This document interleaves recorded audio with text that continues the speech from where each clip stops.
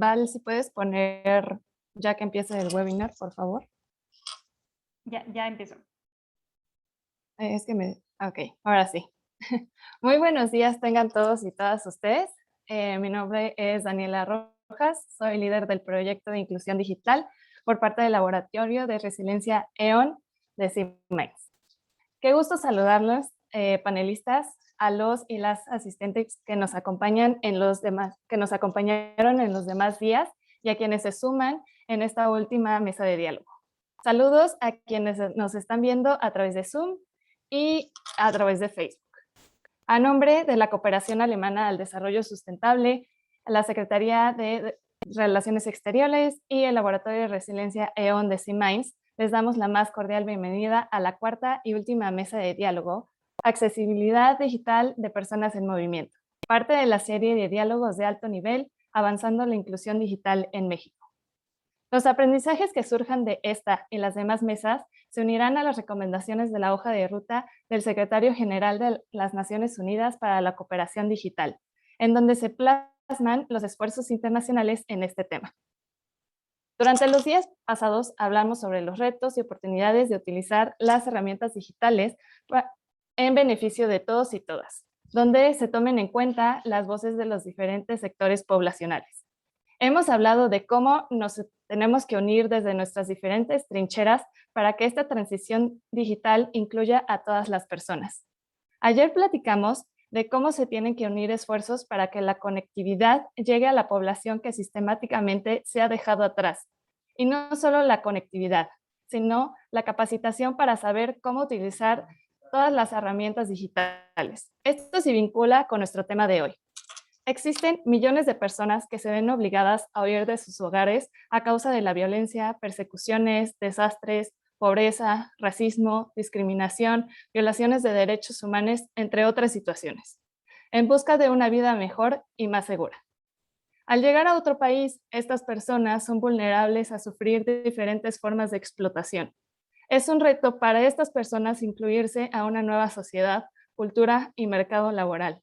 No incluirlas dentro de esta transición digital genera una nueva forma de rezago.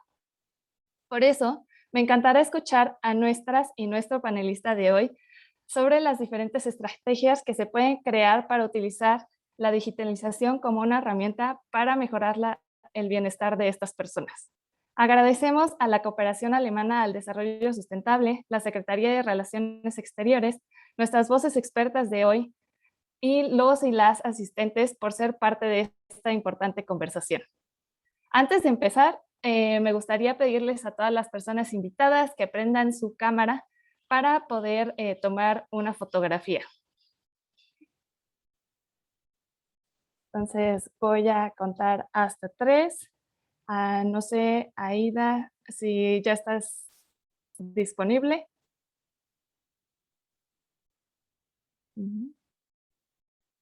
Hola. Ok, creo que estaba teniendo un poquito de problemas de conexión. Vamos a tomar una foto y si no, al final tomamos otra, ¿les parece? 1, 2, 3. Listo, muchísimas gracias. No, aún no, en un minuto estoy disponible. Ok. Entonces, bueno, avanzaremos. Y antes de empezar, bueno, queremos arrancar esta mesa de diálogo.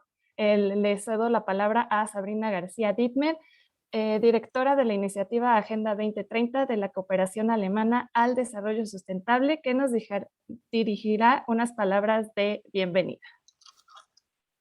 Fantástico. Muchísimas gracias y muy buenos días a todas y todos.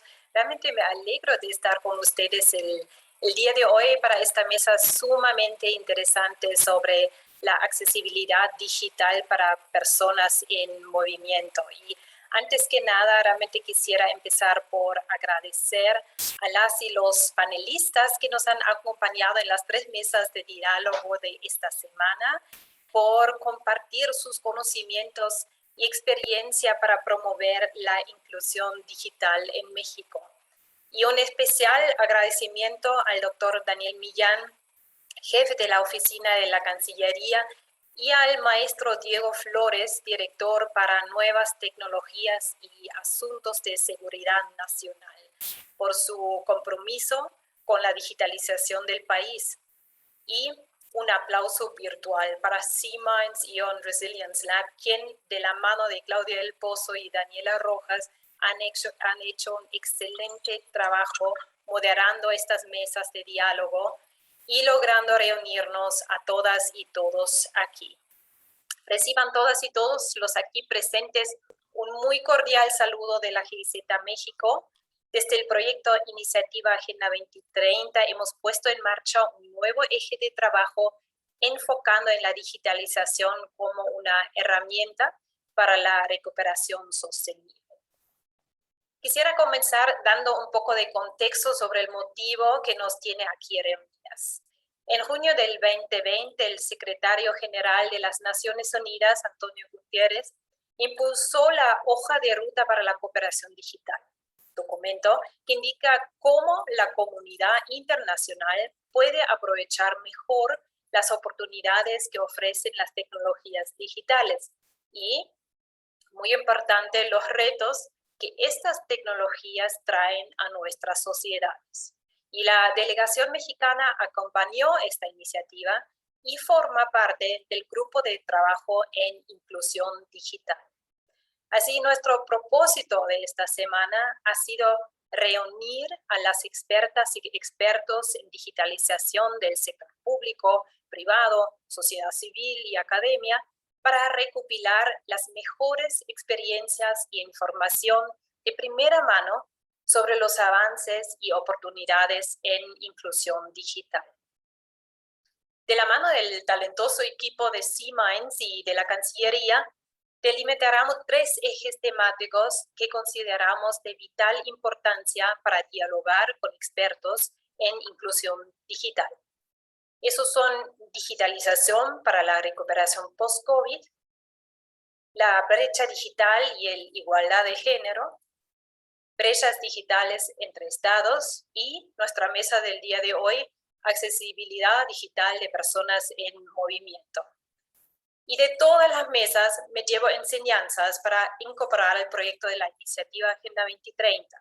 Pues estoy convencida que incorporar las oportunidades de las nuevas tecnologías en nuestras sociedades sin dejar a nadie atrás es una de las bases del desarrollo en el siglo XXI. Y sin embargo, la transformación digital de nuestras sociedades se enfrenta a un reto sin precedentes: la recuperación post-COVID. Un reto económico, social y de salud que requerirá de enormes esfuerzos nacionales e internacionales para alcanzar una recuperación sostenible. Como bien dijo el doctor López Portillo en su intervención en la primera mesa, la digitalización avanza como un tsunami y tenemos que montarnos en la ola para no caer en la irrelevancia económica. Especialmente en tiempos post-COVID, en los que las economías del mundo se vieron fuertemente afectados por el lockdown, el desarrollo económico puede ser detenido en un futuro por las consecuencias que hoy ha creado la brecha digital, como por ejemplo la deserción escolar y la baja productividad laboral. Una recuperación sostenible requiere de todas y todos. En este sentido, me quedo con las ideas de Andrea Lastiri, quien en nuestra mesa sobre igualdad de género nos hizo reflexionar sobre cómo la tecnología replica nuestros sesgos de género.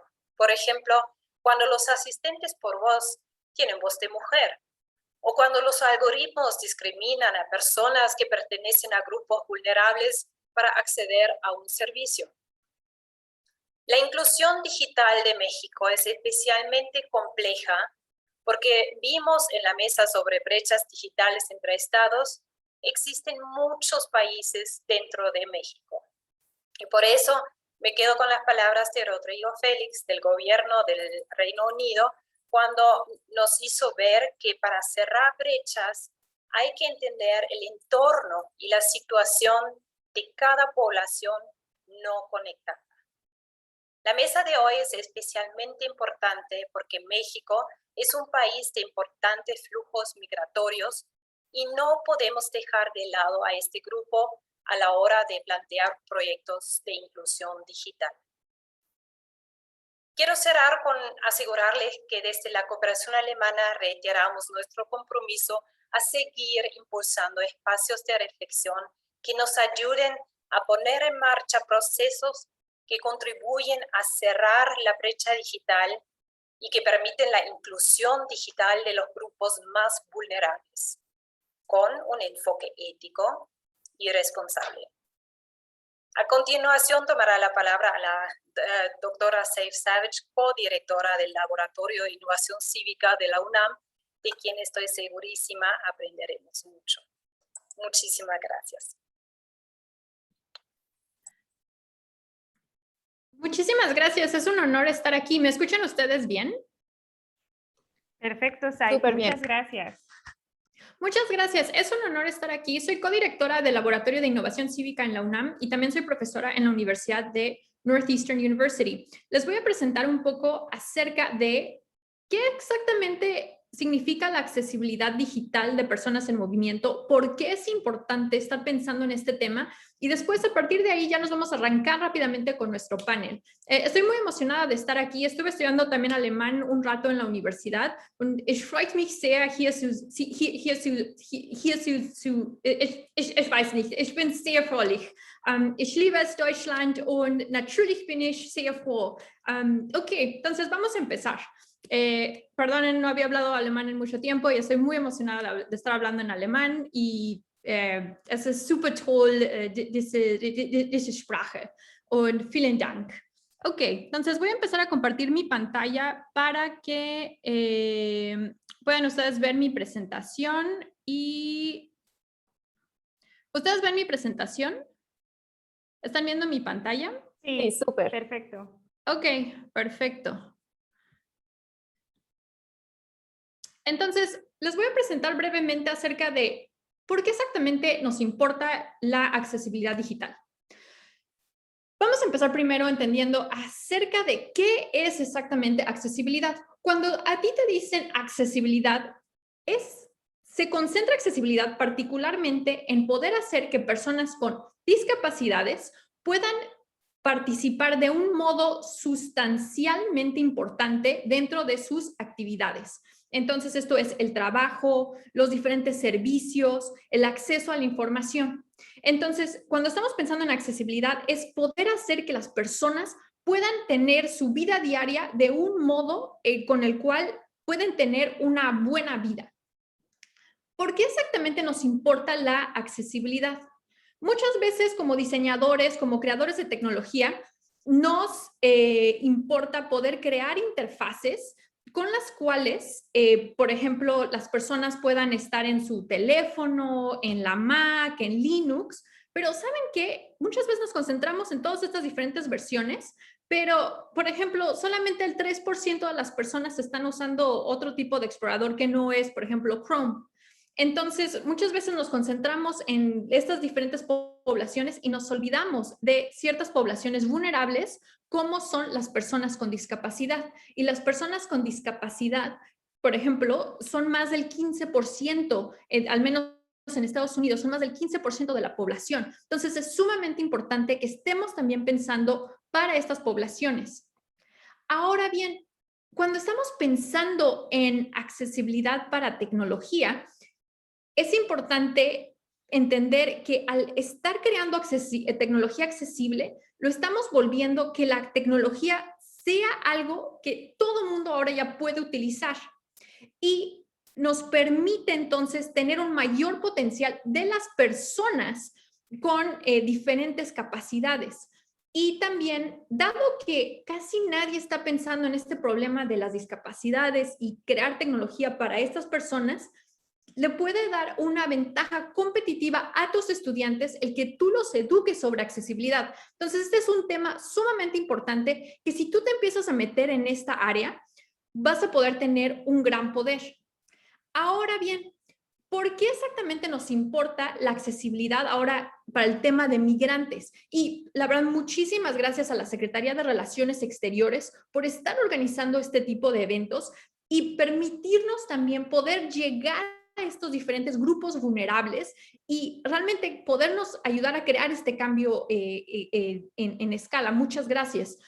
Es importante pensar en accesibilidad para migrantes porque permite que ellos, ahora ya que están dentro de otras zonas, otras culturas, puedan usar de un modo óptimo sus capacidades lingüísticas, culturales, y así traer incluso mayores beneficios al país al cual se están mudando. Entonces, esto permite que puedas tener una tecnología que sea inclusiva y que ayude a los migrantes a poderse insertar dentro de las nuevas comunidades en las que están y tener así un mayor apoyo y una mayor conexión con la comunidad. Ahora bien, lo último que me gustaría mencionarles es por qué razón es que, por ejemplo, ahorita estamos hablando de accesibilidad, migrantes, pero también creo que es importante empezar a hablar acerca de inteligencia artificial. ¿Por qué razón la inteligencia artificial puede ser buena integrarla aquí? Algo a considerar es que la inteligencia artificial se concentra mucho en cómo puedes hacer que las máquinas puedan percibir, razonar y entender al mundo como lo hacen los humanos. Entonces, en eso se concentra la inteligencia artificial, que las máquinas puedan entender al mundo como lo hacen los humanos. ¿Qué tal si ahora usamos eso de que la máquina está entendiendo al mundo para que la máquina ahora pueda apoyar a las personas con discapacidades para que, independientemente de cómo ellos las diferentes habilidades que tengan, ellos ahora con el poder de la inteligencia artificial puedan tener una sinergia para poder interaccionar con el mundo de un modo en el cual no tengan ningún limitante y puedan llegar a sus diferentes metas que ellos desean. Hay algo también a considerar es que la accesibilidad y la inteligencia artificial siempre han estado en la vanguardia. Por ejemplo, los primeros en empezar a utilizar los asistentes de voz eran personas con discapacidad. ¿Por qué? Porque muchas veces, por ejemplo, ellos a lo mejor tenían personas ciegas que no podían leer cierta interfaz, entonces ellos ya estaban utilizando asistentes de voz. Mucha de la última tecnología que se está desarrollando es muchas veces desarrollada para personas con discapacidad, también para migrantes, porque ellos están en el filo en donde realmente necesitan esta tecnología para poder avanzar. Por último, me gustaría rápidamente compartirles algo que estamos creando con la Secretaría de Relaciones Exteriores, justamente con la oficina del doctor Millán y con Diego Flores, en donde estamos utilizando la inteligencia artificial para pensar en cómo podemos crear asistentes virtuales que ayuden a los migrantes a los migrantes y a los ciudadanos mexicanos en sus diferentes trámites y crear una experiencia con la cual el ciudadano y el migrante siente una confianza con el gobierno. Y estoy muy emocionada de estar aquí con ustedes. Muchas gracias de nuevo a C-Minds, a la Secretaría de Relaciones Exteriores y a la Cooperación Alemana por la invitación. Estoy muy emocionada de poder charlar con ustedes y estar pensando juntos cómo podemos crear tecnología accesible para personas con discapacidad y también para los migrantes. Muchas gracias.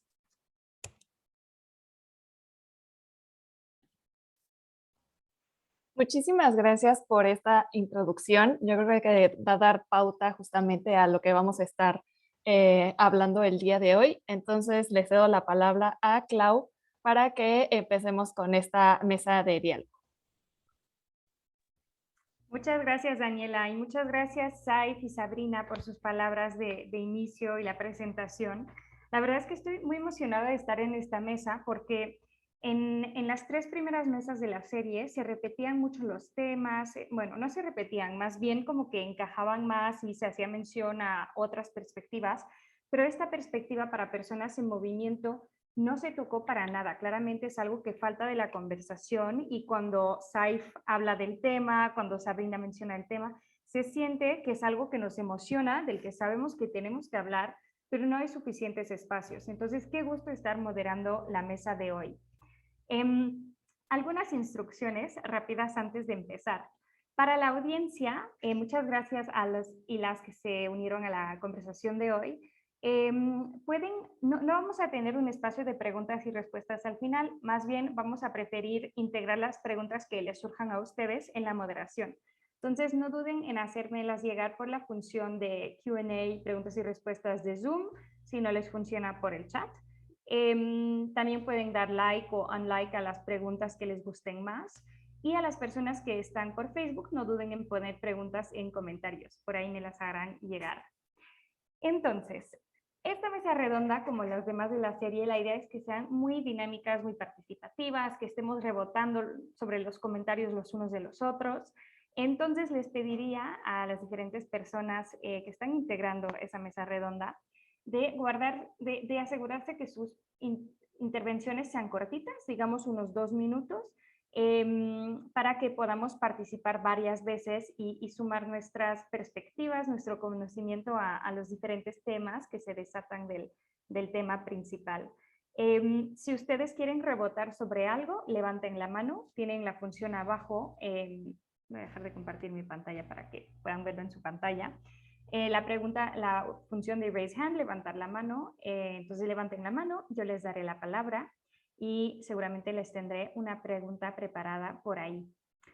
Entonces, me gustaría, para dar a conocer las diferentes voces expertas que tenemos en la mesa, empezar con una ronda de presentaciones corta de 1 o 2 minutos por persona, de quiénes son, la organización en la que trabajan y por qué están en esta mesa, ¿no? ¿Qué proyectos están llevando? ¿Qué intereses tienen? Estaría genial. Entonces, como les avisé, vamos en el orden de mi pantalla. Entonces, empezamos contigo, María José. Hola, buenos días. Muchísimas gracias, obviamente, a la GIZ, al proyecto de Agenda 2030, a la Secretaría de Relaciones Exteriores y a C-Minds por este espacio tan pertinente, ¿no? Sobre todo en la coyuntura en la que estamos, pero no exclusivamente por la coyuntura en la que estamos. Entonces, bueno, yo soy María José Lascano, soy asesora técnica del proyecto para el fortalecimiento de la integración local, PROFIL, de GIZ México también. Yo estoy basada en el estado de Querétaro y, bueno, el proyecto PROFIL, que se implementa en conjunto con el ACNUR, con el Alto Comisionado de Naciones Unidas para los Refugiados, pretende, como bien lo dice el nombre, abonar positivamente en la integración de personas solicitantes de asilo, refugiadas, desplazadas internas y otras personas migrantes en situación de vulnerabilidad en 3 estados de la República, Querétaro, Jalisco y Puebla. Y en ese sentido, el proyecto PROFIL tiene 5 áreas de intervención. Las voy a mencionar rápidamente porque creo que algunas de mis intervenciones durante esta mesa tendrán sentido, ¿no? Si yo les platico un poco de qué hacemos. Entonces, bueno, trabajamos para el fortalecimiento institucional y la coordinación política, para la integración económica, la integración social y cultural. Obviamente tenemos un área de monitoreo y comunicación, un área también de coexistencia pacífica y resolución de conflictos, y por último, un área de asesoría en políticas para la integración y protección de estas poblaciones a las que dirigimos nuestro trabajo. Entonces, en ese sentido, pues yo estoy aquí porque soy el enlace de digitalización del proyecto PROFIL, y pues ha sido todo un reto que ya platicaremos más adelante, precisamente cuando empecemos a identificar los retos, en esta coyuntura, poder reorientar nuestras intervenciones o repensar nuestras intervenciones en estas 5 áreas que les comento, para que sean pertinentes, relevantes e incluyentes para las personas a las que dirigimos nuestro trabajo. Entonces, pues me da mucho gusto acompañarles, espero que sea un diálogo muy fructífero, y muchas gracias también por la invitación nuevamente. Muchas gracias por estar aquí, María José. Seguimos con Fernanda. Hola, muy buenos días. Buenos días todavía a todos y a todas. Muchísimas gracias por el espacio que le brindan a Sin Fronteras. Bueno, platico un poco. Sin Fronteras IAP es una organización de la sociedad civil que lleva más de 25 años trabajando en pro de las personas migrantes y sujetas de protección internacional.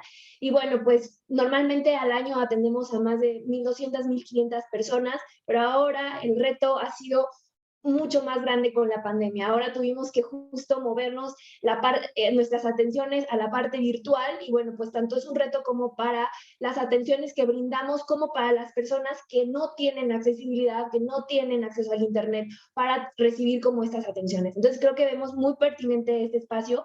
También les quiero comentar que en Sin Fronteras creamos la primera web app, se llama Contigo Sin Fronteras, para acompañar a las personas migrantes y sujetas de protección internacional antes de que salgan de sus países de origen, durante el trayecto hacia México y Estados Unidos y en su estancia para México. Entonces, esta es una app que la hicimos en conjunto recibiendo apoyo de Google. Este proyecto lleva ya más de 2 años. La tenemos en inglés, francés y en español. Ahorita estamos trabajando para que se pueda hacer en creol, porque creemos la importancia de la accesibilidad para las personas que, bueno, no hablan español. También, pues, hemos analizado cómo las personas necesitan recibir estos mensajes, ¿no? Como, por ejemplo, nos damos cuenta que la gente, pues quizás no sabe leer muy bien, entonces pues todos los contenidos los hacemos en audios, entonces buscamos justo como lo comentaban, la accesibilidad para que las personas se sientan acompañadas en todo momento, y eso es lo que estamos haciendo desde Sin Fronteras. Qué bueno, muchas gracias por la explicación de esta app, se ve increíble y me va a emocionar mucho que nos cuentes más. Pasamos con Vinicius. Bueno, gracias, Cláudia. Yo soy Vinicius Pinheiro, soy el director regional de la Organización Internacional de Trabajo para América Latina y el Caribe. Me comunico desde Brasilia, nuestra sede en Lima, pero yo estoy trabajando desde la capital de Brasil. Para la OIT, nuestra misión es asegurar que todos los que quieran tengan oportunidades de trabajo decente, ¿no? Trabajo decente para todos. Esa es nuestra misión. Y el tema del futuro trabajo es un tema que nos interesa muchísimo, porque por supuesto estamos hablando de trabajo ahora, pero también de trabajo en las próximas décadas. Y por eso que el tema de la digitalización es fundamental, así como también, como mencionó Saif, el tema de la inteligencia artificial y otros áreas de frontera como el printing 3D y también todo lo que tiene que ver con la Internet de las cosas, ¿no? la conectividad. Así que ahí tenemos una visión muy clara, ¿no? Porque por supuesto que eso está afectando la forma como las personas trabajan, ¿no? Las relaciones laborales, y está afectando también la forma como las cadenas de valor son estructuradas, ¿no? Y tenemos muy claro que lo que es necesario que la tecnología trabaje a servicio de las personas, no al contrario, ¿no? Entonces, un tema que vamos a explorar ahí es que en muchos casos las plataformas que se han creado condiciones de trabajo del siglo XIX. Entonces, hay plataformas con la más alta tecnología del siglo XXI que producían condiciones de trabajo anteriores. Entonces, para nosotros eso nos sirve, ¿no? Porque queríamos que la tecnología tiene que estar a servicio de las personas. Pero nada más quería felicitarles porque hoy también es el Día Internacional de la Juventud y no tengo muchas oportunidades de estar en un panel sobre temas digitales solo con mujeres. Yo creo que es un logro de los organizadores. Así que muchas gracias por esta oportunidad. Gracias, Vinicius. La verdad es que sí, toda esta serie ha sido, o sea, hemos tenido más participación de mujeres que de hombres, que ha sido interesante ver perspectivas un poco distintas. Y bueno, todas las organizaciones aquí creemos en la diversidad, justamente por eso este tema hoy de inclusión de personas en movimiento. Muchas gracias, Vinicius. Seguimos con Rita. Muchas gracias, Claudia, y muchísimas gracias por la invitación a este espacio. Yo soy Rita Díaz, soy subdirectora de investigación en la Unidad de Política Migratoria, Registro e Identidad de Personas de la Secretaría de Gobernación. Los principales temas que trabajo son flujos masivos irregulares, desplazamiento forzado interno y en general temas que tienen que ver con personas en contextos de movilidad a partir de un enfoque de derechos humanos. Actualmente les quiero compartir que la Subsecretaría de Derechos Humanos, Población y Migración de la Secretaría de Gobernación, de la cual forma parte la Unidad de Política Migratoria, tiene la presidencia pro tempore de la Conferencia Regional sobre Migración, que es un espacio no vinculante de diálogo y de debate que incluye a 11 países de la región y cuyas actividades están divididas en 4 grupos de trabajo. Uno de ellos, el Grupo de Trabajo sobre Migración Irregular y Masiva, está coordinado por la unidad y como parte del plan de trabajo del 2021 está contemplada una campaña de difusión sobre los riesgos de la migración irregular y masiva, que justamente busca a través de plataformas digitales hacer llegar información a las personas migrantes sobre los muchos aspectos dentro del proceso migratorio. Dentro de ellos, la documentación que requieren para poder ingresar a países de manera regular, los programas de regularización que existen en los diferentes países de la región, entre otras cosas. Esto lo menciono porque justo es uno de los proyectos que en este momento se están desarrollando y que consideramos que es una de las buenas prácticas que permiten seguir trabajando por el desarrollo de herramientas digitales a favor de las personas migrantes. Entonces, bueno, por el momento lo dejaría hasta aquí, pues más bien agradecer la invitación. Creemos que es fundamental la vinculación entre actores y seguir intercambiando información que permita fortalecer la política pública en materia migratoria. Así que pues muchas gracias. Muchas gracias a ti, Rita. Pasamos con Aida, que ya veo que estás instalada. Qué bueno, adelante. Muchísimas gracias y gracias por la invitación. Bueno, me presento, yo soy Aida Chávez, co-CEO de Hola Code. Hola Code es un emprendimiento social que busca la integración de migrantes y refugiados a través de la educación en tecnología. ¿Cómo lo hacemos? Esencialmente llevamos a una persona que no sabía nada de tecnología, pasa por un bootcamp, un programa de 5 meses intensivo, en el que enseñamos herramientas de programación en software. Los chicos se gradúan como programadores en software y los conectamos con trabajos en tecnología y con trabajos, digamos, en general que necesiten desarrolladores y desarrolladoras de software. Y esto genera pues integración laboral por una parte, pero no solamente integración laboral, sino que también movilidad social, porque, bueno, aparte que tienen trabajo formal, acceso a trabajo decente, son remuneraciones bastante bien pagadas que nos prueban la tesis que pudieron generar un impacto que se traduce esencialmente en movilidad social, no solamente para los migrantes y refugiados, sino para también sus familias. Y nacemos en 2017 bajo la pregunta, pues, ¿qué estamos haciendo como país para integrar a todos estos flujos migratorios? Nos dimos cuenta, a partir de un estudio académico, que no había una respuesta clara, todavía no la hay, que eso también podemos tener como tema pendiente al rato, de cómo vamos a detonar programas de integración como tal. Eso me gustaría detonarlo, pero nos dimos cuenta y empezamos a trabajar justamente con el sector de tecnología, que estaba necesitando desarrolladores de software en ese momento, y lo vinculamos con flujos migratorios y los capacitamos, y es así como generamos esta propuesta en Hola Code, desde Hola Code. Buenísimo, qué padre tener a varios emprendimientos, casos de uso de tecnología y de digitalización para apoyo de los migrantes. Marcela, adelante. Hola, hola, gracias por la invitación. Buenos días. Bueno, soy Marcela Villalobos, soy la presidenta del Comité Directivo de Amnistía Internacional México.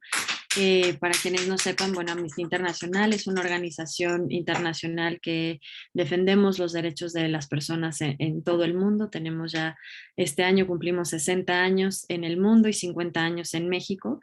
Y nosotras trabajamos con una campaña específicamente sobre personas en movimiento, en el cual pues la postura de Amnistía Internacional es el que pues todas las personas puedan disfrutar de sus derechos humanos y con independencia de la situación que estén atravesando. Entonces, pues Amnistía lleva décadas defendiendo de los derechos humanos de las personas refugiadas, solicitantes de asilo y migrantes, y pues trabajamos para asegurarnos de que los gobiernos que asuman su responsabilidad compartida de proteger los derechos de las personas refugiadas, solicitantes de asilo y migrantes.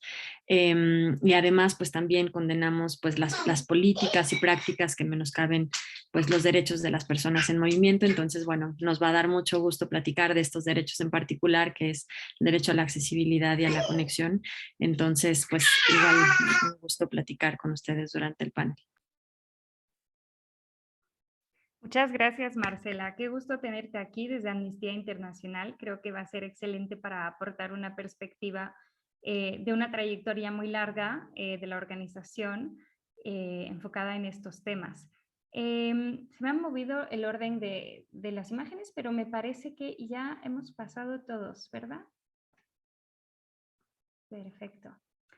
Bueno, entonces aquí vamos a empezar con la parte de preguntas.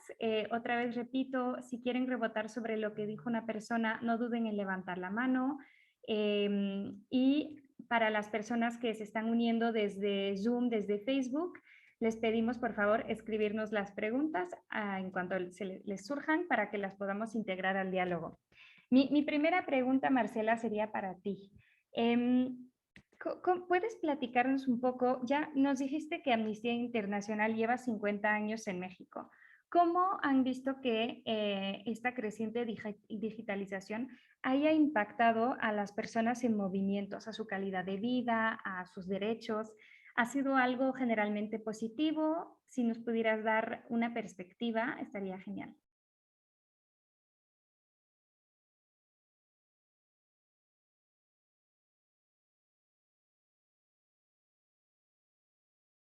Marcela, ¿nos escuchas? Perdón, tengo a mi sobrino, es que el tema de los cuidados en casa también está. Lo mencionamos el martes, pero no te preocupes. ¿Quieres que más bien pase con una pregunta con otra persona ahorita? Si puedes repetirme la pregunta. Perfecto. Te preguntaba, Amnistía Internacional lleva más de 50 años en México y desde esta experiencia que tienen ustedes, ¿cómo ha impactado esta creciente digitalización, el uso cada vez más de nuevas tecnologías en la calidad de vida de los migrantes y en sus derechos en general? ¿Cómo ha sido el impacto? Sí, bueno, nosotras hemos acompañado por el último pues año, como ya lo decían algunas compañeras, el tema de COVID ha afectado de manera diferenciada también a las poblaciones vulnerables, pues las mantiene también en un tema de mayor vulnerabilidad. Entonces, al ver este último año y cómo la pandemia también trae estas afectaciones, pues nosotras vemos positivo que esta pues creación de esta ruta, digamos, hacia la conectividad es algo muy positivo y que también tiene con esto pues también diferentes retos, ¿no? Uno de los retos que vemos en materia de conectividad pues tiene que ver con la cooperación, una cooperación que sea eficaz y que tenga que pues fortalecer también el multilateralismo pese a las tensiones que pueden existir en la región, en el país incluso. Sabemos que el incremento, por ejemplo, de las migraciones o de las personas migrantes o en tránsito por nuestro país el año pasado incrementó, pero también situaciones, por ejemplo, como desplazamiento interno forzado también en nuestro país por situaciones de violencia, que eso también se debe de atender de manera particular en esta dinámica para acceder al mundo digital que requiere pues también con urgencia una mayor cooperación digital y que nos encontramos justo en esta era en la que tenemos que pues hablar de derechos humanos, de la inclusividad, del respeto y del énfasis en el hecho de solo ser humano, de los derechos humanos y del derecho internacional humanitario, la transparencia y la sostenibilidad. Entonces, desde Amnistía Internacional, en el acompañamiento que nosotras hacemos más en concreto sobre los derechos de las personas en movimiento, no tan específico en este tema de conectividad, sí nos parece importante que este sea un tema básico, un derecho fundamental que hay que empezar a presionar y sobre todo en estos momentos para que más personas en situación de movilidad, de migración, migrantes internacionales, desplazados, refugiados, etcétera, puedan tener pues una mayor acceso, conectividad y seguridad en sus conectividades. Gracias. Gracias, Marcela. Y vi en tu biografía que trabajaste también en León. Yo suelo ir mucho a León y creo que ahí se hace evidente uno de los retos principales cuando hablamos de migración en México. Ahorita no voy a tocar el tema de migración interna, de desplazamiento interno. Me voy a enfocar en migración que viene de Centroamérica. Y mi pregunta es para Vinicius. En realidad, uno de los retos de México es que no somos siempre el destino final, somos un lugar de pasaje. Entonces, como país, ¿cómo podemos asegurar que las personas migrantes que pasen por aquí tengan, digamos, una buena instancia? ¿Cómo podemos hablar de trabajo para estas personas que tal vez llegan a la frontera, pero no puedan irse más lejos que la frontera de México, ¿no? ¿Qué pasa en esas situaciones? ¿Y cómo estamos hablando de trabajo para estas personas que no siempre logran pasar a Estados Unidos? No, mira, Claudia, lo que pasa en México, y también es la situación de los países latinoamericanos, es que la verdad es un corredor hacia Estados Unidos, pero también es un destino final, ¿no? Y ahí estamos hablando de algo como 3,5 millones de centroamericanos, en especial del Triángulo Norte, que van hasta Estados Unidos, pero muchos se quedan en México, y también de 5,4 millones de venezolanos que han salido de su país, ¿no? Que es uno de los movimientos migratorios más amplios de la historia moderna, ¿no? Incluso superando muchos de la América Central. Y ahí, en muchos casos, incluso una mirada que tenemos en varios organismos internacionales, es de ver esas poblaciones como poblaciones vulnerables. Y lo que la pandemia nos ha demostrado es que todo el contrario, ¿eh? De vulnerables estos señores y señoras no tienen mucho, porque han sido los verdaderos héroes de la pandemia. Muchos de ellos estuvieron en la línea de frente, y ahí en la salud, en la parte de plataformas de parto, en los momentos más críticos de la pandemia, y expuestos a todos los riesgos, ¿no? Hicimos un estudio recién en algunos países, no México, pero en Perú, por ejemplo, el 50% de las personas trabajando en plataformas eran migrantes. En Argentina, 25%. ¿No?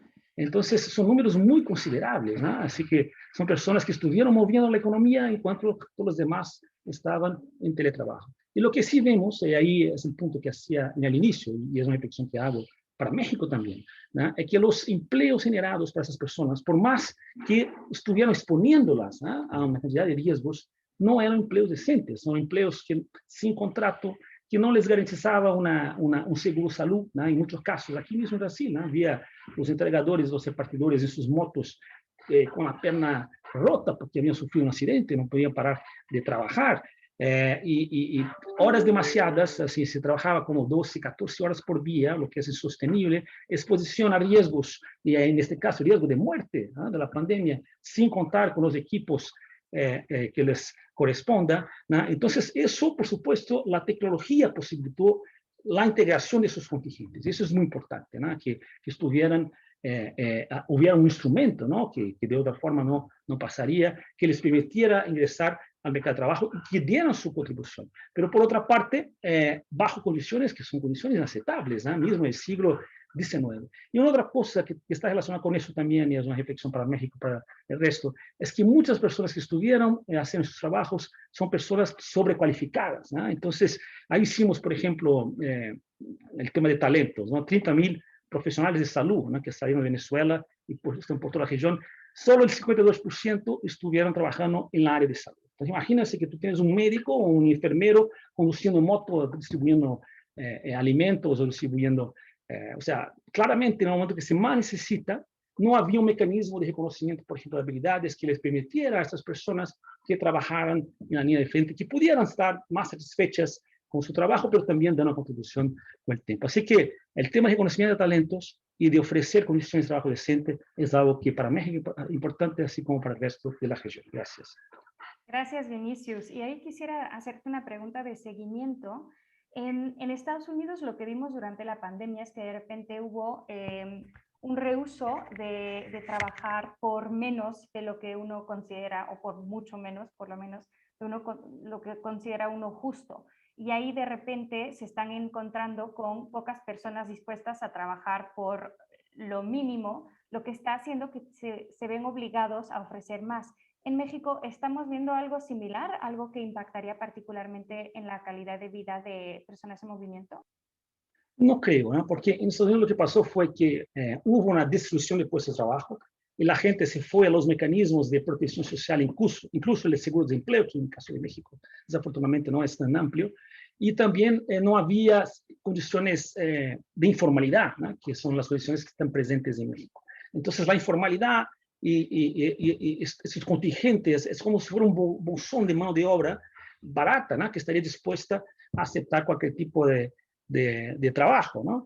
Y lo que pasó en Estados Unidos, por un lado, hubo también una expulsión de muchos migrantes, entonces se redujo esta mano de obra. Muchos entraron en los esquemas como mencioné, de protección social, otros pasaron a otros mecanismos, como por ejemplo trabajar en plataformas. Y ahora lo que está pasando es que a la medida que los restaurantes, en especial el sector del turismo, ¿no?, los restaurantes y los hoteles están regresando a sus actividades, ya no está aquel migrante mexicano o venezolano o brasileño que estaba allá porque tuvo que regresar.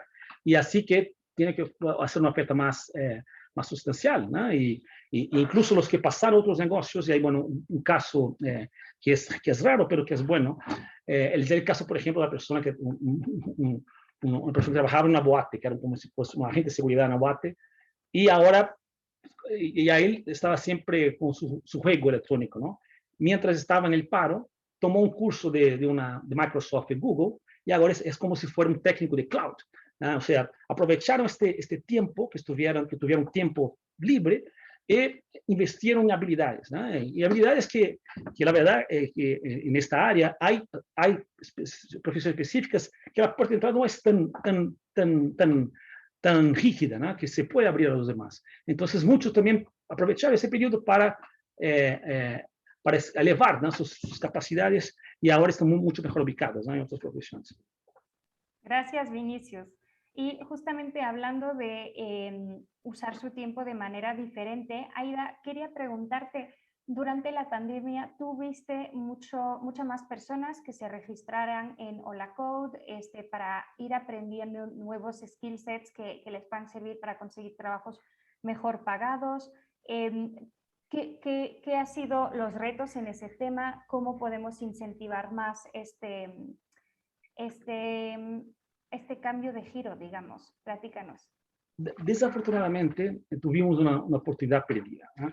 Porque el número de personas, primero las instituciones de formación no estaban preparadas, ¿no? El segundo, el número de personas que puede acceder a ese tipo de formación, sea porque fue inducido o porque les propició la oportunidad, también muy reducido. Lo que pasó en la región fue una expansión brutal del comercio digital, ¿no?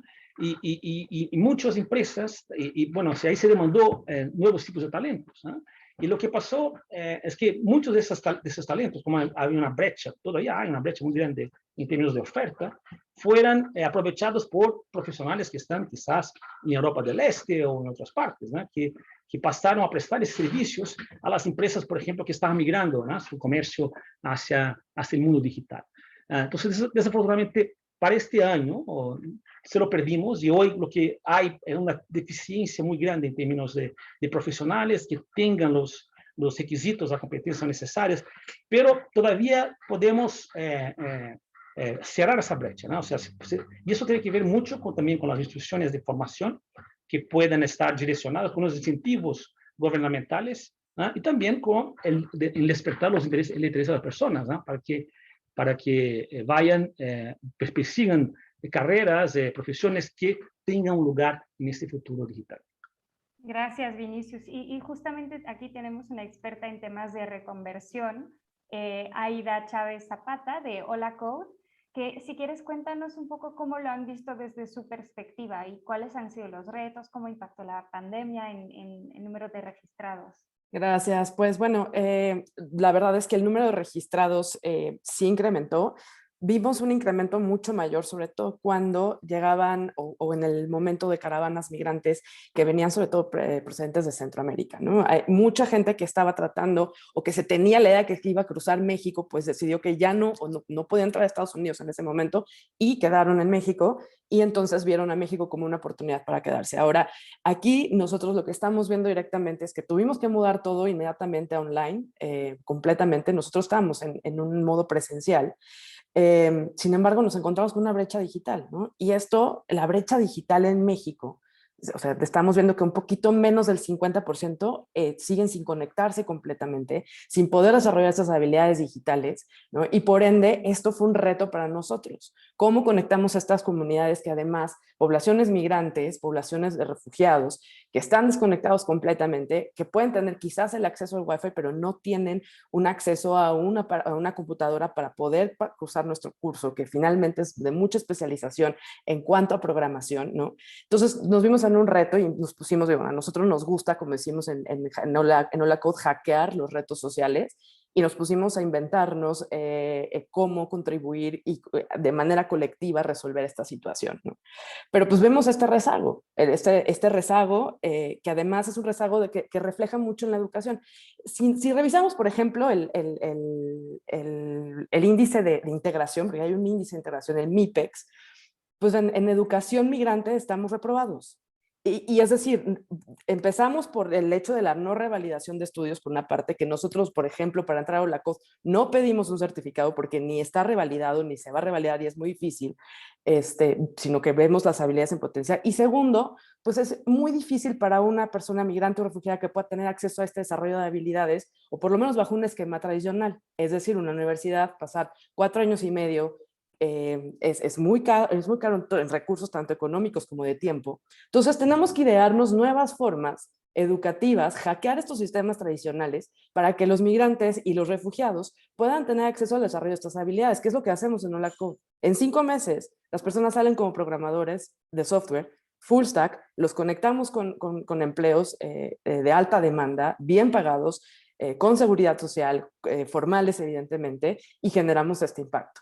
Entonces, en educación tenemos que trabajar, pero creando nuevos modelos, porque de otra forma no vamos a poder incrementar la participación económica si no es que hay una educación breve. Y podemos tomar modelos el alemán es un modelo bastante interesante que quizás había que adaptarse.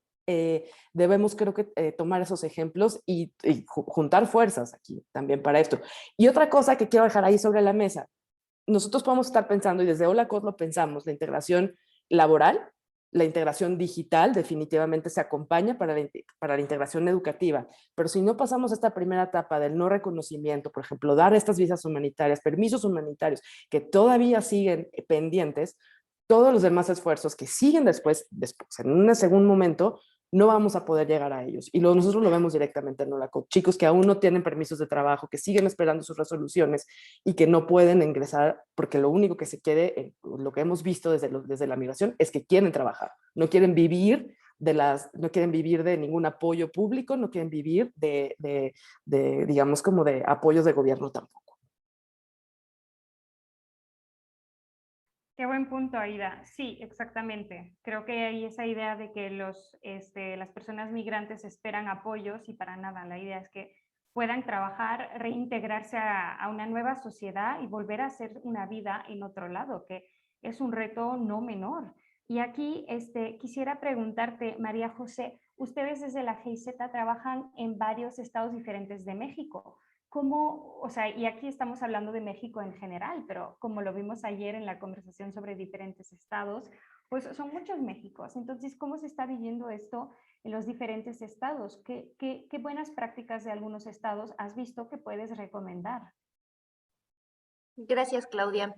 Bueno, yo quería intervenir o quería como elaborar sobre algún punto que se dijo desde hace ratito, sobre todo quizás en reflexionar un poco que, bueno, el proyecto Profil, hablamos de población migrante y refugiada como en términos amplios, ¿no?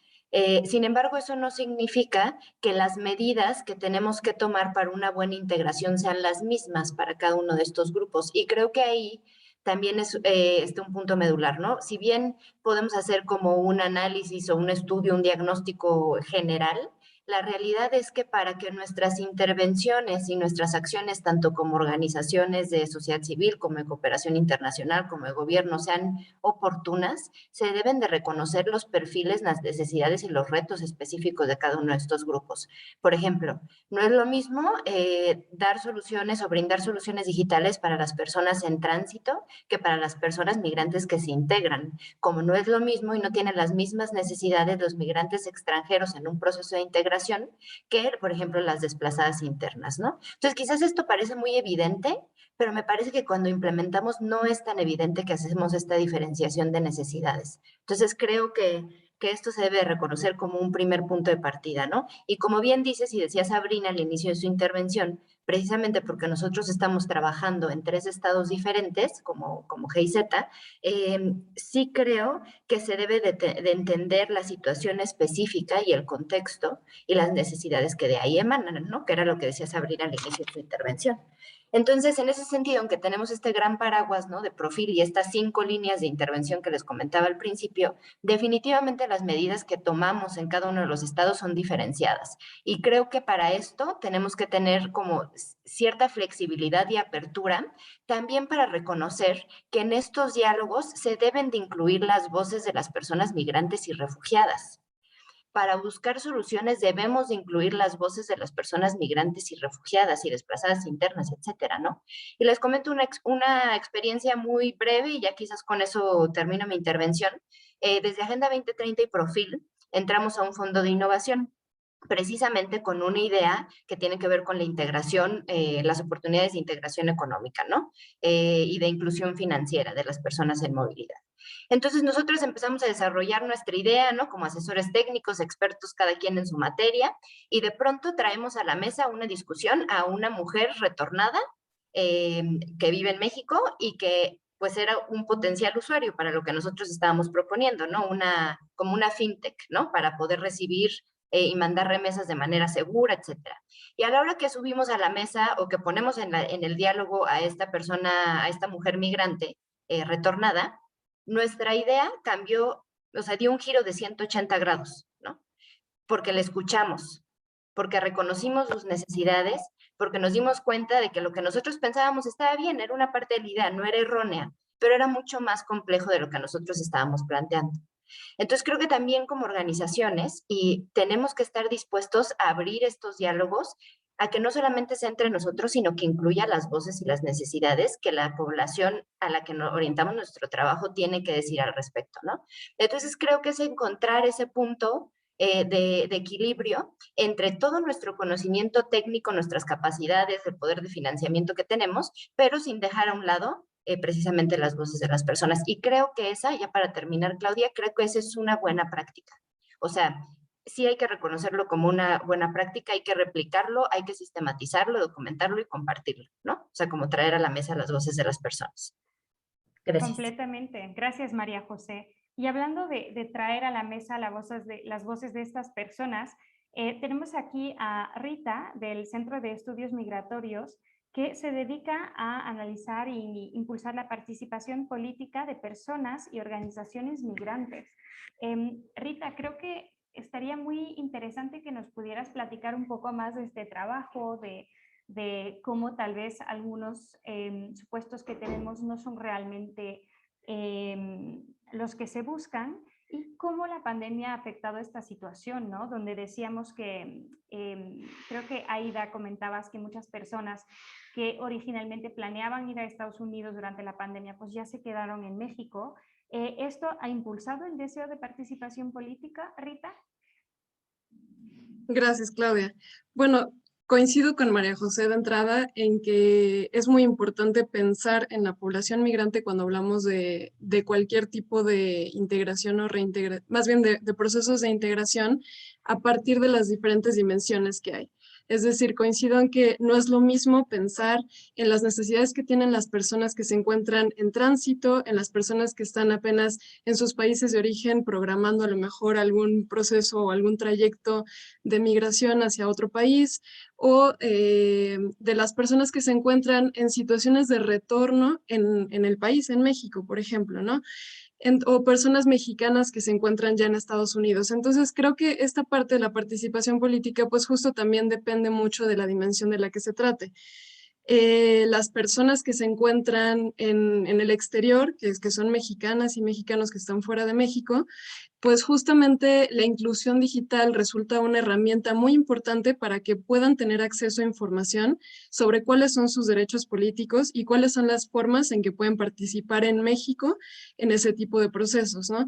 Y lo mismo sucede con las personas que se encuentran en retorno en el país. De por sí, muchas veces estos procesos de reintegración son complicados en los aspectos laborales, económicos, culturales, porque muchas veces se trata de personas que ya también estuvieron mucho tiempo fuera del país y que por lo tanto de pronto sí puede haber un choque cultural o que de pronto pueda costar trabajo volver a insertarse en una comunidad. Entonces, mucho más aún si se piensa en la participación política, ¿no? Entonces, creo que estas herramientas digitales definitivamente son un punto clave para acercar información confiable, institucional, que permite a las personas que tienen estos derechos tomar decisiones y poder formar parte de la vida nacional en todos sus aspectos y formar parte también de los beneficios, ¿no? De poder entrar a los mercados laborales, de poder ejercer plena y libremente el derecho a la salud, a la educación, ¿no? Entonces creo que esa parte sería importante de considerar. Sí, definitivamente. Y Fernanda, tú que tienes que más bien, Sin Fronteras, que tiene esta aplicación contigo, que puede apoyar a las personas migrantes de ir de su país de origen, pasar por México, ir a Estados Unidos. Una de las preguntas que nos hacemos es también, eso supongo, o qué tanto implica la recopilación de sus datos confidenciales, que estas personas en general quieren pasar debajo del radar, no quieren ser identificadas, y esto podría ponerlas en mayor riesgo. Digamos, simplemente por ser más visibles. ¿Qué tal también si el gobierno logra tener esa información y tiene intenciones de no permitir a las personas migrantes estar en ese territorio? ¿Cómo funciona eso? ¿Qué tipo de regulaciones podrían implementarse? ¿Cuál es el rol del Estado? ¿Y qué tan reticente has sentido a estas poblaciones de unirse a esta plataforma o nuevas herramientas digitales que les pueden apoyar? Sí, bueno, gracias por la pregunta. Creo que es muy pertinente porque justo cuando empezamos a pensar en crear una web app, es importante que decir que es una web app porque la puedes consultar en www.contigo sin fronteras o descargarla en iOS y Android. El tema ahí era que teníamos que darnos cuenta que la gente no quería darnos sus datos, no íbamos a recabar datos, solamente es una herramienta para que la gente pueda tener información. Entonces, por ejemplo, a diferencia de la amiga que es de la OIM, te pedía tu ubicación y te pedía un correo electrónico, un nombre. Nosotros no. Decidimos, justo en la experiencia que tenemos en las redes sociales de Sin Fronteras, nos damos cuenta que pocas personas nos siguen en Facebook, pero la interacción, por ejemplo, en el chat de Facebook de Sin Fronteras es muy alta. Nos damos cuenta que la gente no quiere seguir a la organización por miedo a ser ubicado en México o que tiene planes de migrar.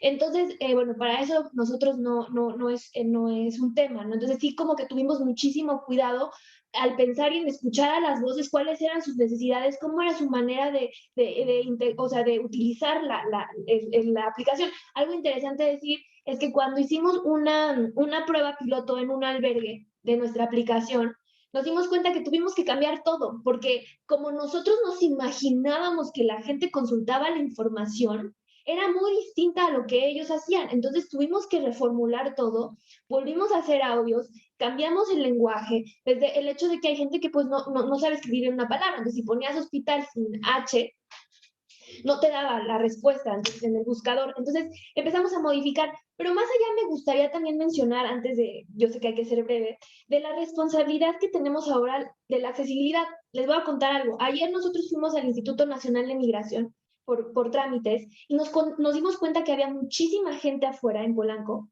porque estaba desesperada porque no sabían usar la computadora para poder llenar un formulario. El acceso, el formulario, y si se les pasaba el plazo, iban a tener más problemas. Y es lo mismo también que pasa con Acomar.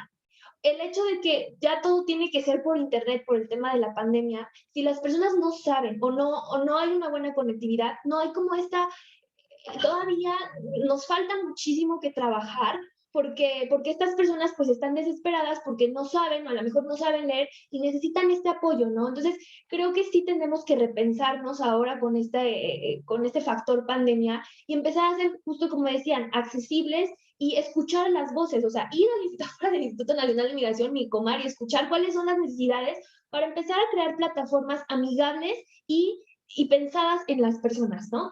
Entonces, no sé si respondí tu pregunta, porque quizás, pero bueno, ahí está. No sé, me interesó mucho lo que comentabas. Y sí, estoy de acuerdo, o sea, está este lado de digitalización, sí, para que puedas usar herramientas que te apoyen, pero está al lado de estamos digitalizándonos y qué tanto está funcionando para esta población que tiene que hacer trámites.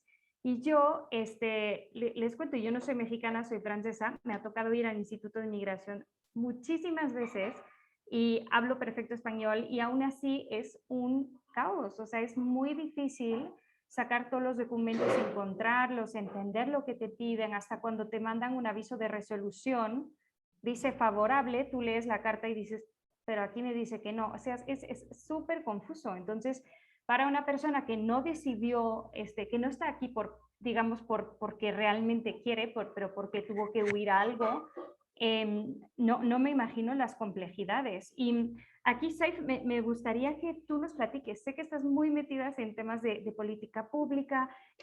¿Cómo estás viendo este tema? Tienes este ejercicio súper interesante de capacitar y dar nuevos skill sets a personas migrantes, personas refugiadas desde la UNAM y West Virginia University. ¿Qué has visto durante la pandemia? ¿Cómo han cambiado las cosas? ¿Y cómo te imaginas bueno, esto es un tema sensible, ¿no? Pero que el gobierno pudiera apoyar o no, ¿cuáles serían las recomendaciones ahí, Saif? Sí, muy interesante pregunta.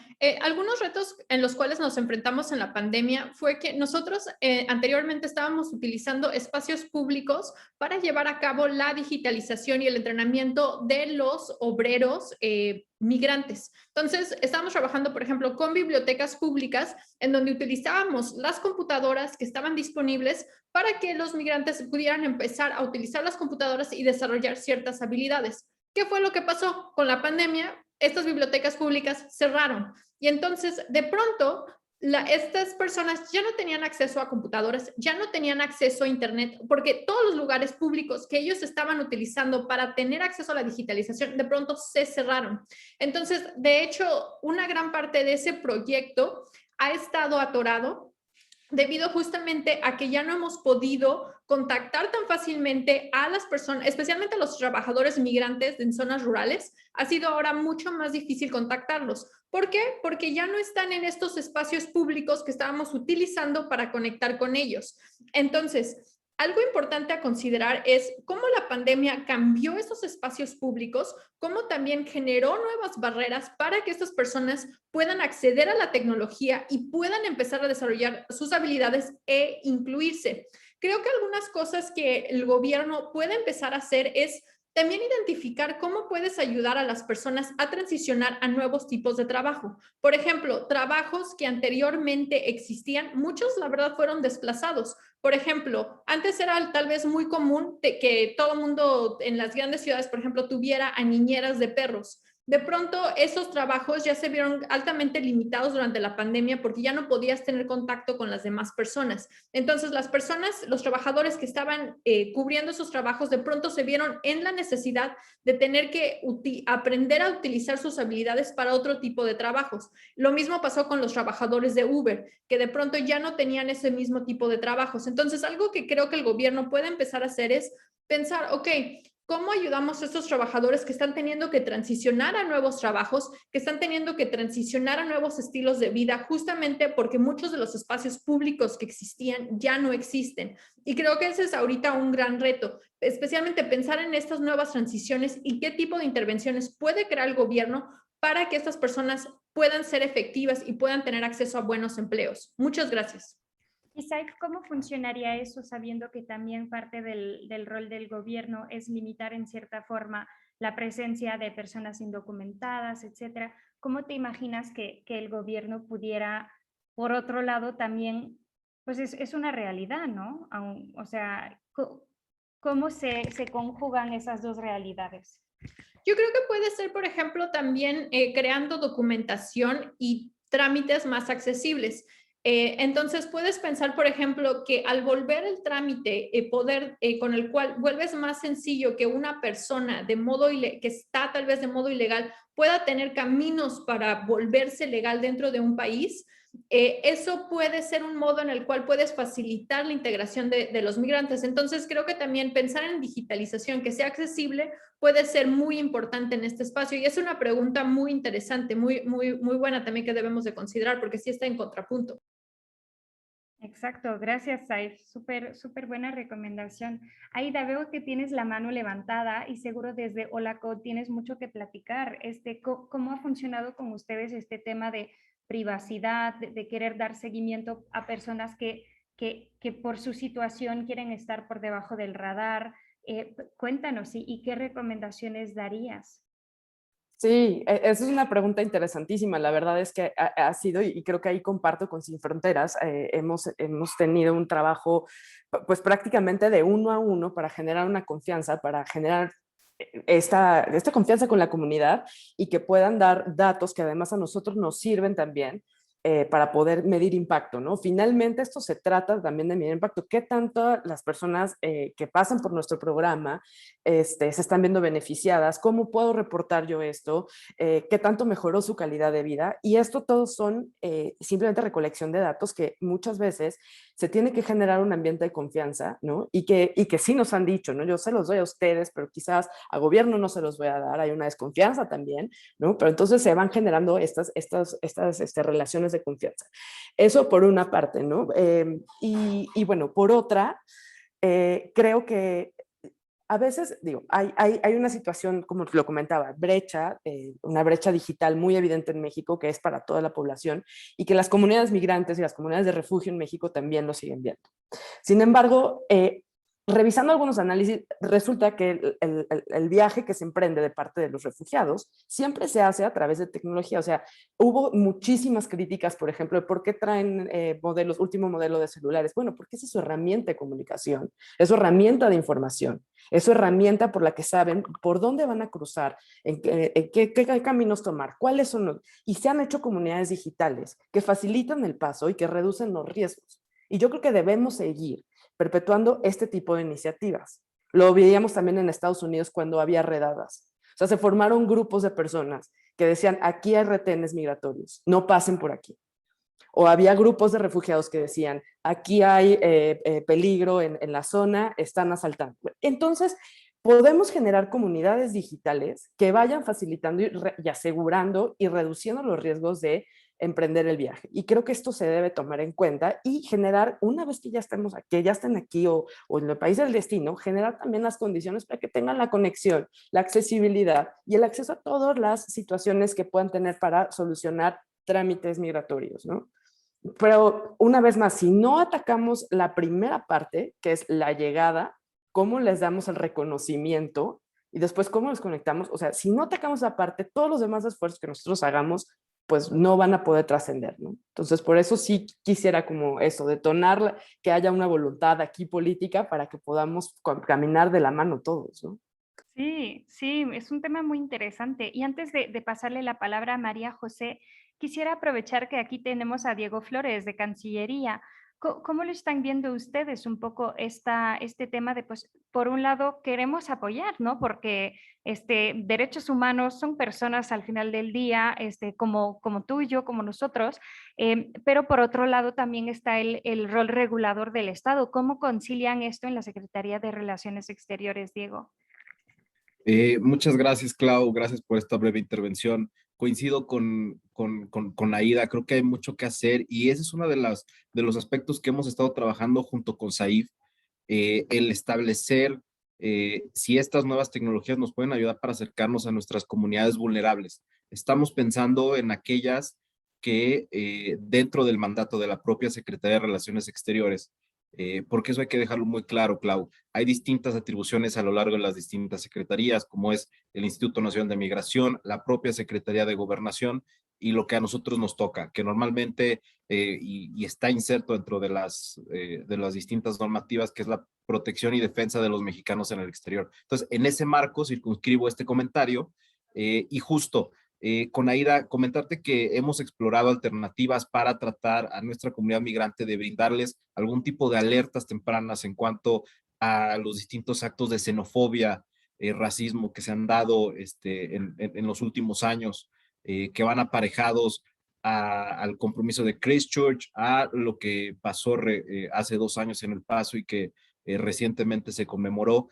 Justo en ese sentido, nosotros esperamos a que la protección de los connacionales, en específico los más vulnerables y que tenemos detectados en nuestra diáspora en Estados Unidos, podamos proveerle una serie de documentos más ágiles, porque nosotros también tenemos identificado que 7 de cada 10 connacionales tienen acceso a un dispositivo móvil con capacidad suficiente. Entonces, eso te posibilita un acercamiento distinto.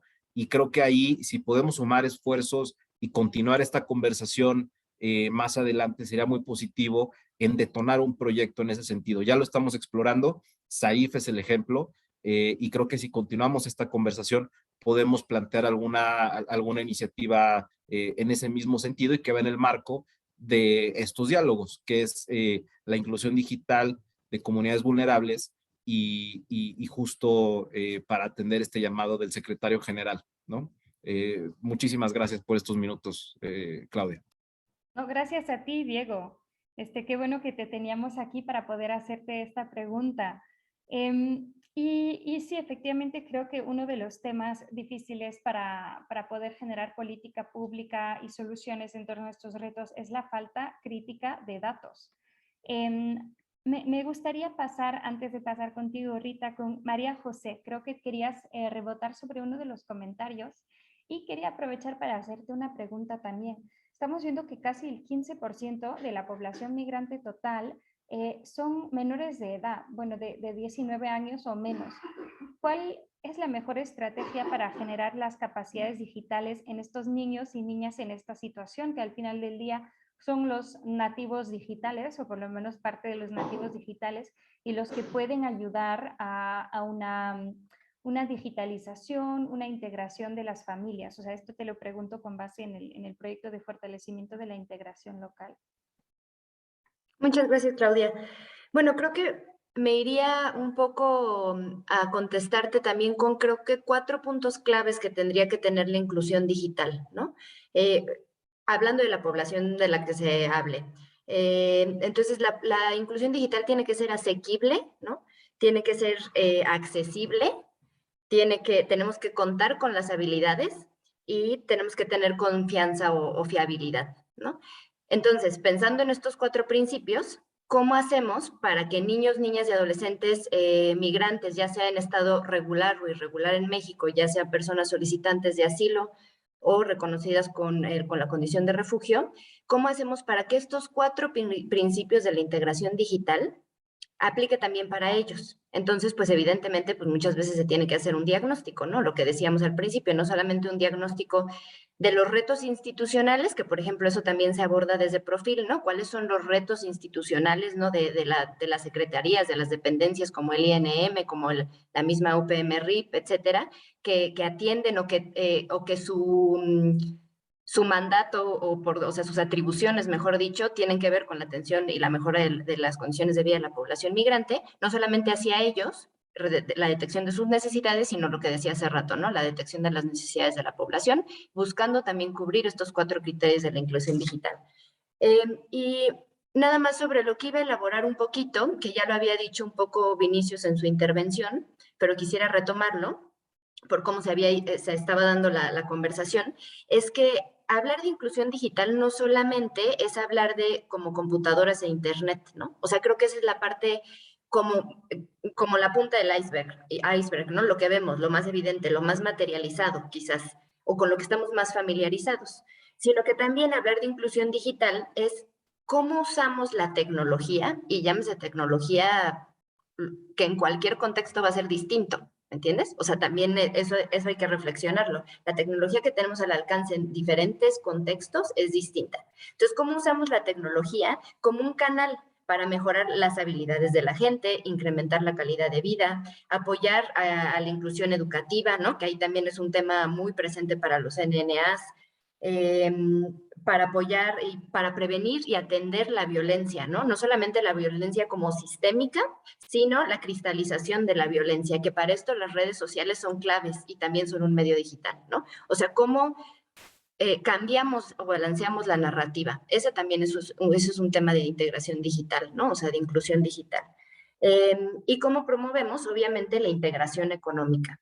Entonces, creo que también es un tema tan amplio que nos daría para otras 4, 5, 10 mesas, ¿no? Hablar de cada uno de estos temas, pero creo que está bien reflexionarlo como con todas estas vertientes o ramificaciones que a veces no son tan evidentes como hablar quizás de trámites y el uso de una computadora, porque también se tiene que abordar desde las necesidades que hay en términos de educación digital. O sea, también ahí está la brecha, ¿no?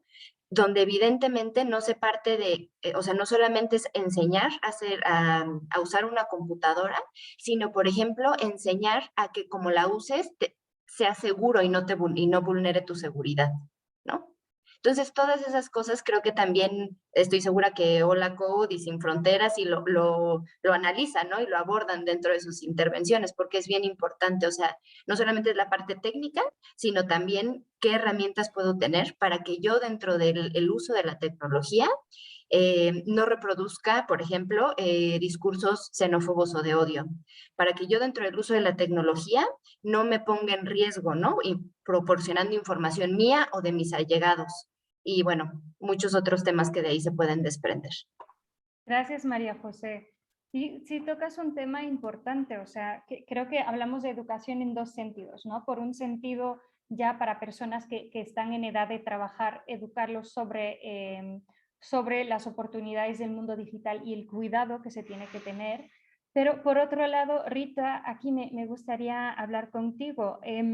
También educación para, bueno, para los menores de edad, ¿no? Para las personas jóvenes que también se encuentran desplazadas, se encuentran en esta situación. ¿Cómo podemos, o más bien, cómo ha funcionado el acceso a educación? O sea, por un lado estoy pensando durante la pandemia, todas las clases se pasaron en línea, se pasaron por la tele, por la radio. Tal vez eso fue un beneficio para los migrantes en edad de estudios. ¿Cómo ha sido eso? ¿Y cómo podemos mejorarlo? ¿Cómo lo han visto desde el centro de estudios?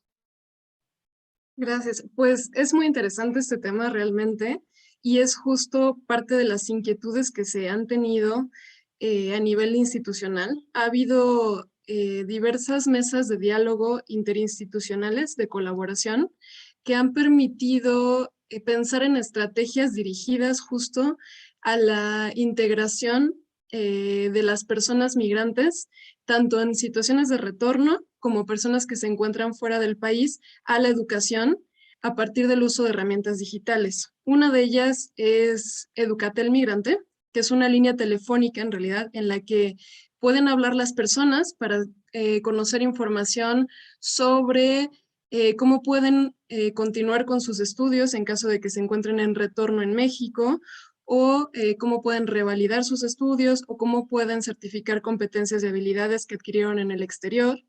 Pero también, por ejemplo, hay una plataforma que se llama Mexterior, que justo está dirigida a personas también en situación de retorno que quieren continuar con sus estudios y que pueden querer acceder a información sobre becas, programas y cursos que se ofrecen, pero también a personas que se encuentran en el exterior y que quieren continuar con su formación y por lo tanto se les brinda información sobre preparatoria, universidad abierta, sobre opciones que hay para poder seguir con los estudios de manera abierta y a distancia y justo explotando estas herramientas digitales, ¿no? Entonces, creo que justo esta parte de la inclusión digital dirigida a la educación forma parte de las inquietudes y ha habido estos importantes avances. También la Secretaría de Educación Pública, por ejemplo, está trabajando en lograr que el trámite de revalidación de estudios sea 100% en línea, ¿no? Entonces, esto también permite que sean trámites que están más al acceso de las personas, que también se eficienten y que no necesites tú como persona tener que ir físicamente a algún lugar a hacer el trámite, especialmente también en estos contextos de pandemia en donde eso se complica bastante. Y entonces se presentan otro tipo de situaciones explotando justo y tratando de usar al máximo este tipo de herramientas, ¿no? Y lo que quería yo también abonar a la discusión que se estaba llevando a cabo es que pensar en una migración segura, ordenada y regular implica pensar en justo llevar información confiable y segura, institucional, oficial, a personas, por ejemplo, en los lugares de origen, ¿no? A personas que están planeando un proyecto, un trayecto migratorio y que aún están en posibilidades de hacerlo de manera regular. Es interesante porque la Organización Internacional para las Migraciones en 2019 hizo un estudio, bueno, unas encuestas aquí en México a personas migrantes centroamericanas, en donde les preguntaban si conocían cuáles eran sus opciones de regularización, etcétera. Y el 97% dijo que tenía intenciones de regularizar su situación, pero el 59% no sabía qué documentos necesitaba para esto y el 49% no sabía dónde buscar la información. Entonces creo que las campañas de información, este tipo de esfuerzos que se pueden hacer, son fundamentales para acercar información confiable y real a la gente que está pensando en migrar, que está pensando salir, y sumado a lo que decía Aida también, de más allá de la organización que se genera a partir de estas redes sociales, también evitar que tengan acceso a información falsa, en donde puede haber también presencia de traficantes y de tratantes de personas que ponen en riesgo a las personas y que aprovechan su situación de vulnerabilidad para, pues para estos fines, ¿no? Para cometer estos delitos. Entonces, creo que es muy importante también pensar en estas herramientas digitales, pensar en estas campañas de información para abonar a la migración segura, ordenada y regular. Muchas gracias. Gracias, Rita. Sí, se desprenden muchísimos temas de aquí. Fernanda, creo que querías rebotar justamente sobre este tema desde tu perspectiva. Sí, gracias. Justo nosotros en Sin Fronteras tenemos esta preocupación porque este acceso a estas redes digitales, por ejemplo en Facebook, hay grupos en donde vemos, pues nos preocupa mucho estos mensajes que salen, por ejemplo, de personas de polleros, de coyotes, personas que quizás no tienen las mejores intenciones para las personas. Y bueno, intentamos también frenar esto con la información que tenemos de la app. Algo que ya estamos haciendo es justo, decidimos que la aplicación iba a salir a países de origen. Entonces, por ejemplo, ahora hacemos actividades en Honduras, en El Salvador, para que la gente, cuando decida, porque su derecho es decidir si quiere migrar o no, lo haga de una manera segura, ¿no? Y con la mayor información posible para que pues no sean víctimas y sean víctimas de violaciones a sus derechos humanos, ¿no? Y también, bueno, justo ahorita hablando del tema de la revalidación de estudios, pues nosotros ahorita en Sin Fronteras estamos bien preocupados porque pues llevamos 1 año y medio sin poder revalidar estudios de nuestras personas porque justo ahorita todo está parado. Entonces también es un tema, yo sé que esto es algo que bueno, uno de los miles de temas que están parados en México y en muchos otros países, pero sí es algo que nos ocupa porque justo pues la gente se queda como en el limbo, en el stand-by. Nosotros, por ejemplo, ahorita en Sin Fronteras nos dimos cuenta que nuestras clases de español pues tenían que ser digitales, entonces estamos creando una plataforma de clases de español, porque mucha de nuestra población pues no habla español. Entonces es como, para su integración necesita haber muchos pasos antes, ¿no? Y el idioma es súper importante. Y Fernanda, una pregunta ahí, ¿cómo están trabajando con las redes sociales, con Facebook, con Twitter, o sea, estos lugares donde puede darse esta desinformación? ¿Cómo están trabajando con ellos o si lo están haciendo para mitigar ese riesgo y asegurarse que la información que se comparta sea real? Pues como un trabajo bien difícil porque lo que estamos haciendo es monitoreamos estos grupos que existen de extranjeros en México, y entonces vemos las respuestas que vemos que son erróneas o que pueden tener algún tipo de riesgo, y entonces Sin Fronteras les escribe personalmente a las personas diciéndoles, oigan, mejor revisa esta información oficial y checa tus opciones, te compartimos la aplicación, y es un esfuerzo que estamos haciendo, estamos pautando, como les decía, en nuestra app y nuestra web app en países de origen. Entonces ahorita, por ejemplo, el segundo país que consulta después de México la aplicación, la web app, es Honduras. Entonces, justo la gente ya nos busca antes de salir, ¿no? Y nos pregunta cuáles son sus derechos, y eso está siendo como muy, muy interesante, y pues estamos evitando que haya violaciones a derechos humanos antes, ¿no? Durante el camino. Muchas gracias, Fernanda. Y Vinicius, me gustaría darte la palabra para comentar sobre estos temas desde la OIT, que cómo este tema de trabajo para migrantes, cómo se integra en las prioridades de la OIT, cómo también pues la falta de datos, me imagino que ha de ser un reto para poder priorizarlo, cómo están aprovechando las nuevas tecnologías y la digitalización para apoyar en la integración de las personas migrantes en su nueva sociedad al conseguir un trabajo. ¿Cómo están viendo todo esto? Mira, Claudia, la situación de los trabajadores migrantes es una prioridad para la OIT, porque gran parte de las personas migra justamente en busca de nuevas oportunidades de trabajo, ¿no? De sobrevivencia. Así que el trabajo sigue siendo uno de los principales drivers, ¿no? de la migración. Por supuesto, también hay otras causas, pero el trabajo está en el centro, ¿no? Entonces, para nosotros trabajar con los países de destino y con los países que están enviando migrantes es fundamental, y lo hacemos por intermedio de las plataformas, ¿no? Está el proceso de Quito, que es un proceso para los venezolanos, también la plataforma R4B, y también las discusiones que tenemos ahora con respecto al plano Biden, ¿no? para el Triángulo Norte, ¿no? Los países de América Central. Y ahí tenemos un instrumento que es fundamental, que es una estrategia que fue desarrollada por la OIT y el PNUD, que nos fue solicitada por el proceso de Quito, Perú y Colombia y otros que están más con el tema de los venezolanos, que tienen componentes muy claros, ¿no? Y ahí, como se ha mencionado, la inclusión digital es un medio, ¿no? Y es una parte de todo el tema, ¿no? Y no es porque vamos a estar dando un tablet para cada migrante que eso se va a solucionar, ¿no?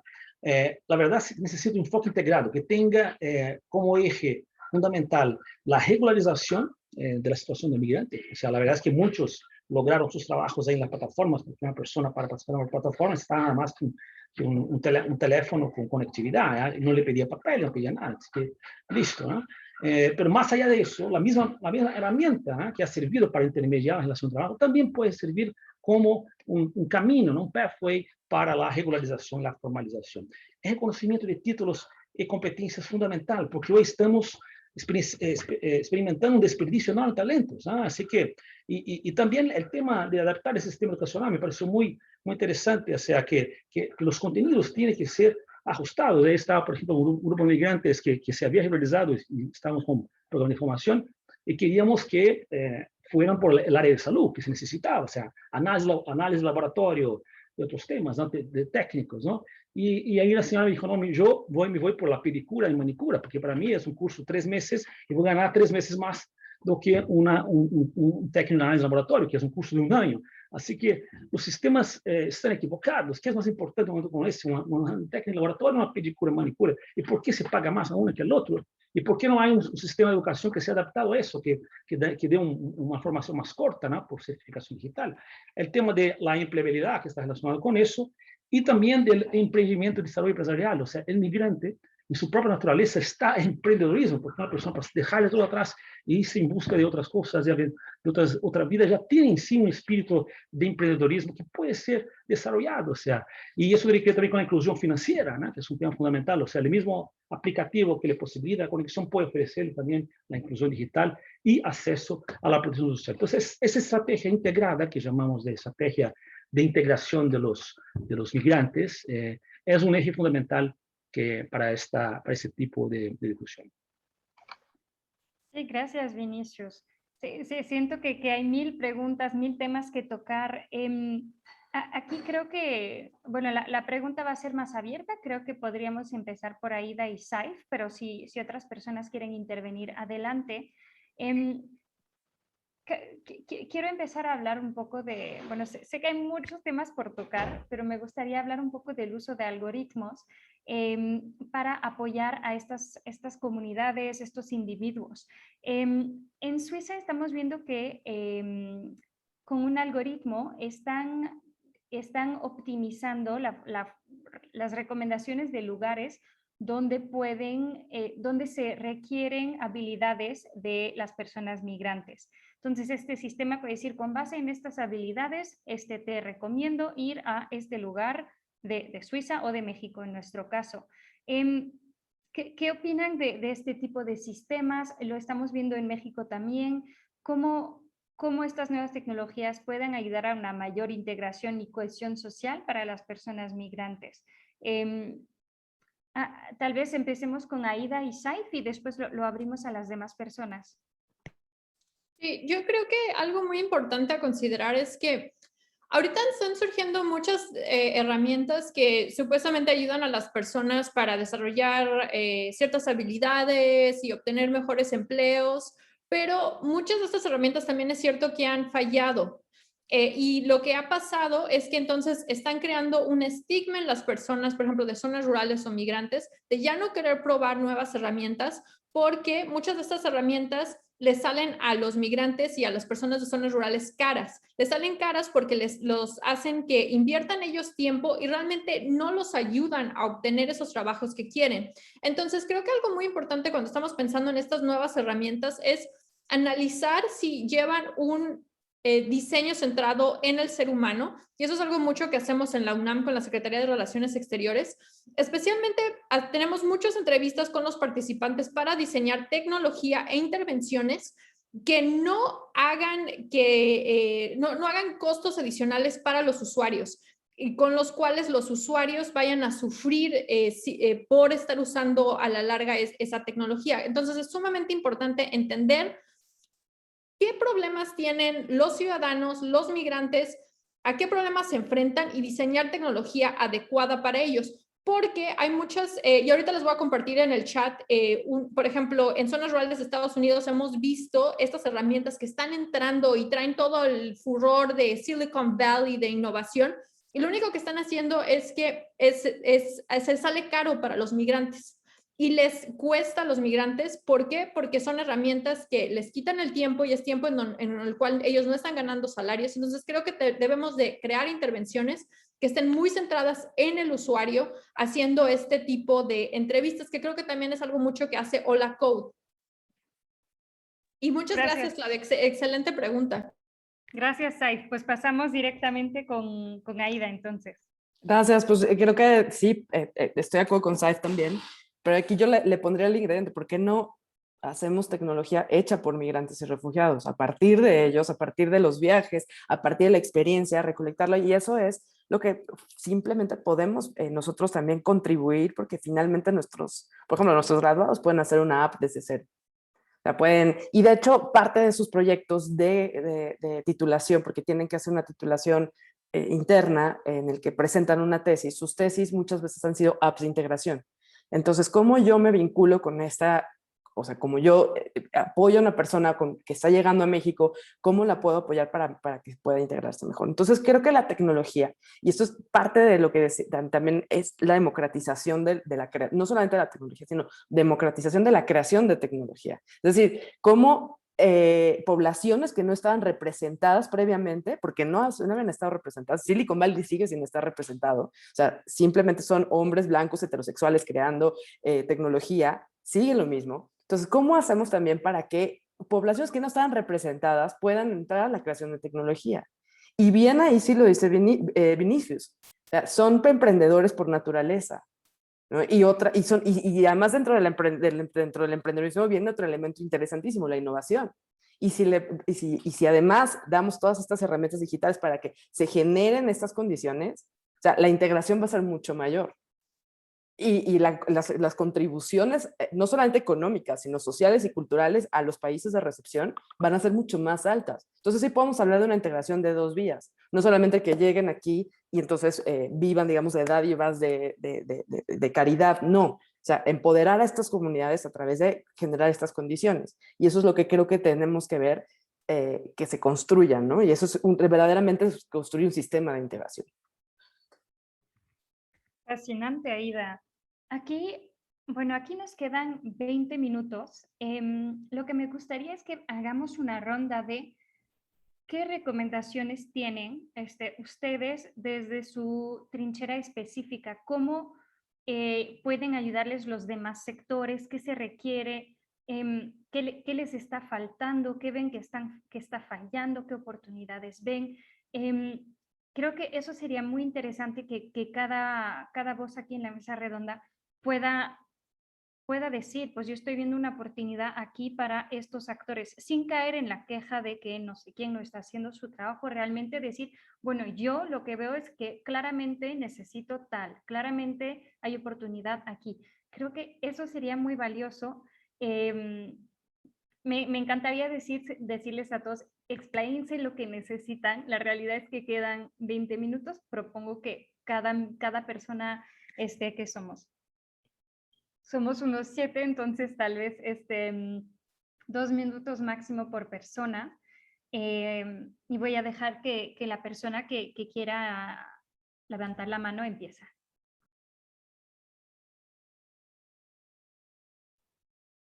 Y si no, voy a designar a alguien. María José, ¿quieres empezar? Presentí que me ibas a decir a mí y estaba pensando justo. Como tenías la mano levantada antes, dije María José. No, yo creo que, digo, mis recomendaciones serían como sí repensar nuestras intervenciones, es como decía al inicio, no solo por la coyuntura en la que estamos, ¿no? Sino porque ya es una tendencia que no vamos a poder parar, ¿no? Dicen que es como la cuarta revolución más rápida y que estamos enfrentando. Entonces, repensar nuestras intervenciones dirigidas hacia la población en movilidad, incluirles en estos espacios, ¿no? De toma de decisiones, de implementación de actividades, de reflexión, incluirles y escucharles, hacer red, ¿no? Y compartir buenas prácticas, que justo este espacio pues atiende un poco también a esa recomendación. Creo que eso es súper importante, no solo porque los recursos son finitos, ¿no? Son limitados para todos y todas, sino porque tenemos experiencias diversas y eso siempre enriquece. Y pues bueno, creo que por ahora se me ocurren esas tres. Gracias, Claudia. Gracias a ti, María José. Fernanda, pasamos contigo. Sí, bueno, pues finalmente, bueno, nuestras recomendaciones, igual así como lo decía María José, es escuchar a las personas en movilidad, escuchar cuáles son sus necesidades, partir de eso, porque hay veces que nosotros nos imaginamos cómo es que los debemos de ayudar, pero si no los escuchamos y no hacemos que intervengan en esta toma de decisiones de cómo quieren ser atendidos, entonces empezamos con el pie izquierdo. Creo que el desarrollo, el acceso y la difusión de este tipo de aplicaciones, de este tipo de herramientas, pues es una forma innovadora de desafiar al mundo de la desinformación que ahorita está causando también mucho daño, ¿no? Así como es increíble cómo el Internet salva vidas, también pues a veces las destruye o crea más problemas. Entonces hay que saber cómo mediar eso y sobre todo pues las barreras que se imponen los estados, ¿no? Y es un paso importante pues justo para lograr un mundo sin fronteras. Gracias, Fernanda. Y si pudiéramos dar recomendaciones muy concretas de actores, tal vez, Fernanda, como esta recomendación desde estos gigantes de redes sociales, trabajar con organizaciones como la tuya para reducir casos de desinformación que pueden hacer o romper una vida, ¿no? Vinicius, adelante. Sí, por supuesto. Yo creo que, bueno, un disclaimer, ¿no? Yo, antes de asumir la dirección del Regional de América Latina y el Caribe, en marzo del año pasado, yo estaba en Nueva York como representante de la OIT y fui parte del panel o del grupo de trabajo que generó esa estrategia de cooperación digital. Así que me alegro mucho en ver y participar nuevamente, ¿no? Y ahora con esa característica en este momento. Qué bueno, así que me reconecto con esta estrategia que al inicio todos tenían un poco de duda, pero ahora ya veo que está muy interesante. Y desde ese momento hablábamos, y algo que Saif lo mencionó, el tema del foco en las personas, ¿no? Y ahí también conecta con lo que Aida dijo, ¿no? O sea, en el momento que se hace un algoritmo, y quizás una de las profesiones del futuro es la profesión de auditor de algoritmo, ¿no? Primero, uno tiene que saber, ¿no? Si este algoritmo está direccionando comportamiento o haciendo parte del proceso de decisión, uno tiene que saber que tiene que estar por detrás, no es como la forma Coca-Cola que no puede ser abierta, ¿no? Y ahí yo sé que hay problemas de patentes y todo, pero hay que saber lo que hay por detrás del algoritmo, cuál es su impacto y fundamentalmente, si ese algoritmo es direccionado por un grupo específico como migrantes, hay que crear mecanismos de incorporación, ¿no? De las visiones de los migrantes. Yo creo que eso es una recomendación fundamental, ¿no? Escuchar, y ahí, bueno, por supuesto, parte de ellos pueden también trabajar en este proceso, pero más que eso, permitirles que sus visiones sean también codificadas, ¿no? en el algoritmo. Y eso es parte de una política centrada en las personas. La segunda recomendación es que la inclusión digital es, como mencioné, uno de los elementos, ¿no? O sea, la inclusión digital por incluir puede nos llevar a los resultados que queremos, ¿no? Entonces, es un eje que tiene que estar complementado por otras políticas que tienen que ver con la formalización, con la protección social, con el tema de las capacidades. De ahí yo creo que hay un espacio muy grande para trabajar. La verdad es que nuestro sistema de desarrollo de capacidad está obsoleto, ¿no? Y a cada día se torna más obsoleto. O sea, necesitamos de profesionales de salud para ahora, porque ahora está la pandemia, entonces es posible que yo tenga que esperar 8 años hasta que venga un médico. O sea, si uno no puede operar una cama UCI, quizás eso en teoría, con 3 meses, 4 meses, se puede hacer un curso que le dé alguna herramienta a una persona para hacer eso. El mismo caso de técnico en laboratorios. No sé por qué se necesita un año para hacer un técnico en laboratorio, cuando quizás los conocimientos esenciales pueden ser empaquetados en 3 meses, ¿no? Y ahí tú puedes hacer para que se torne más atractivo ese curso que el curso de manicure y pedicure, que sí es de los 3 meses. Entonces, el tema de la educación es fundamental, y la educación adecuada a este momento, ¿no? A las necesidades, que también sea simplemente que sea actualizada conforme sea necesario. Gracias, Claudia. Gracias, Vinicius. De este panel. ¿Cómo, perdón? No es gusto para mí participar de este panel, escucharles. Sí, no, estuvo súper interesante tu recomendación en torno a temas de educación, es muy cierto. Y la verdad es que estamos encantados con todos los aprendizajes de este panel. Sigamos con recomendaciones concretas de qué podemos hacer en estos momentos, ¿no? Saif, te cedo la palabra.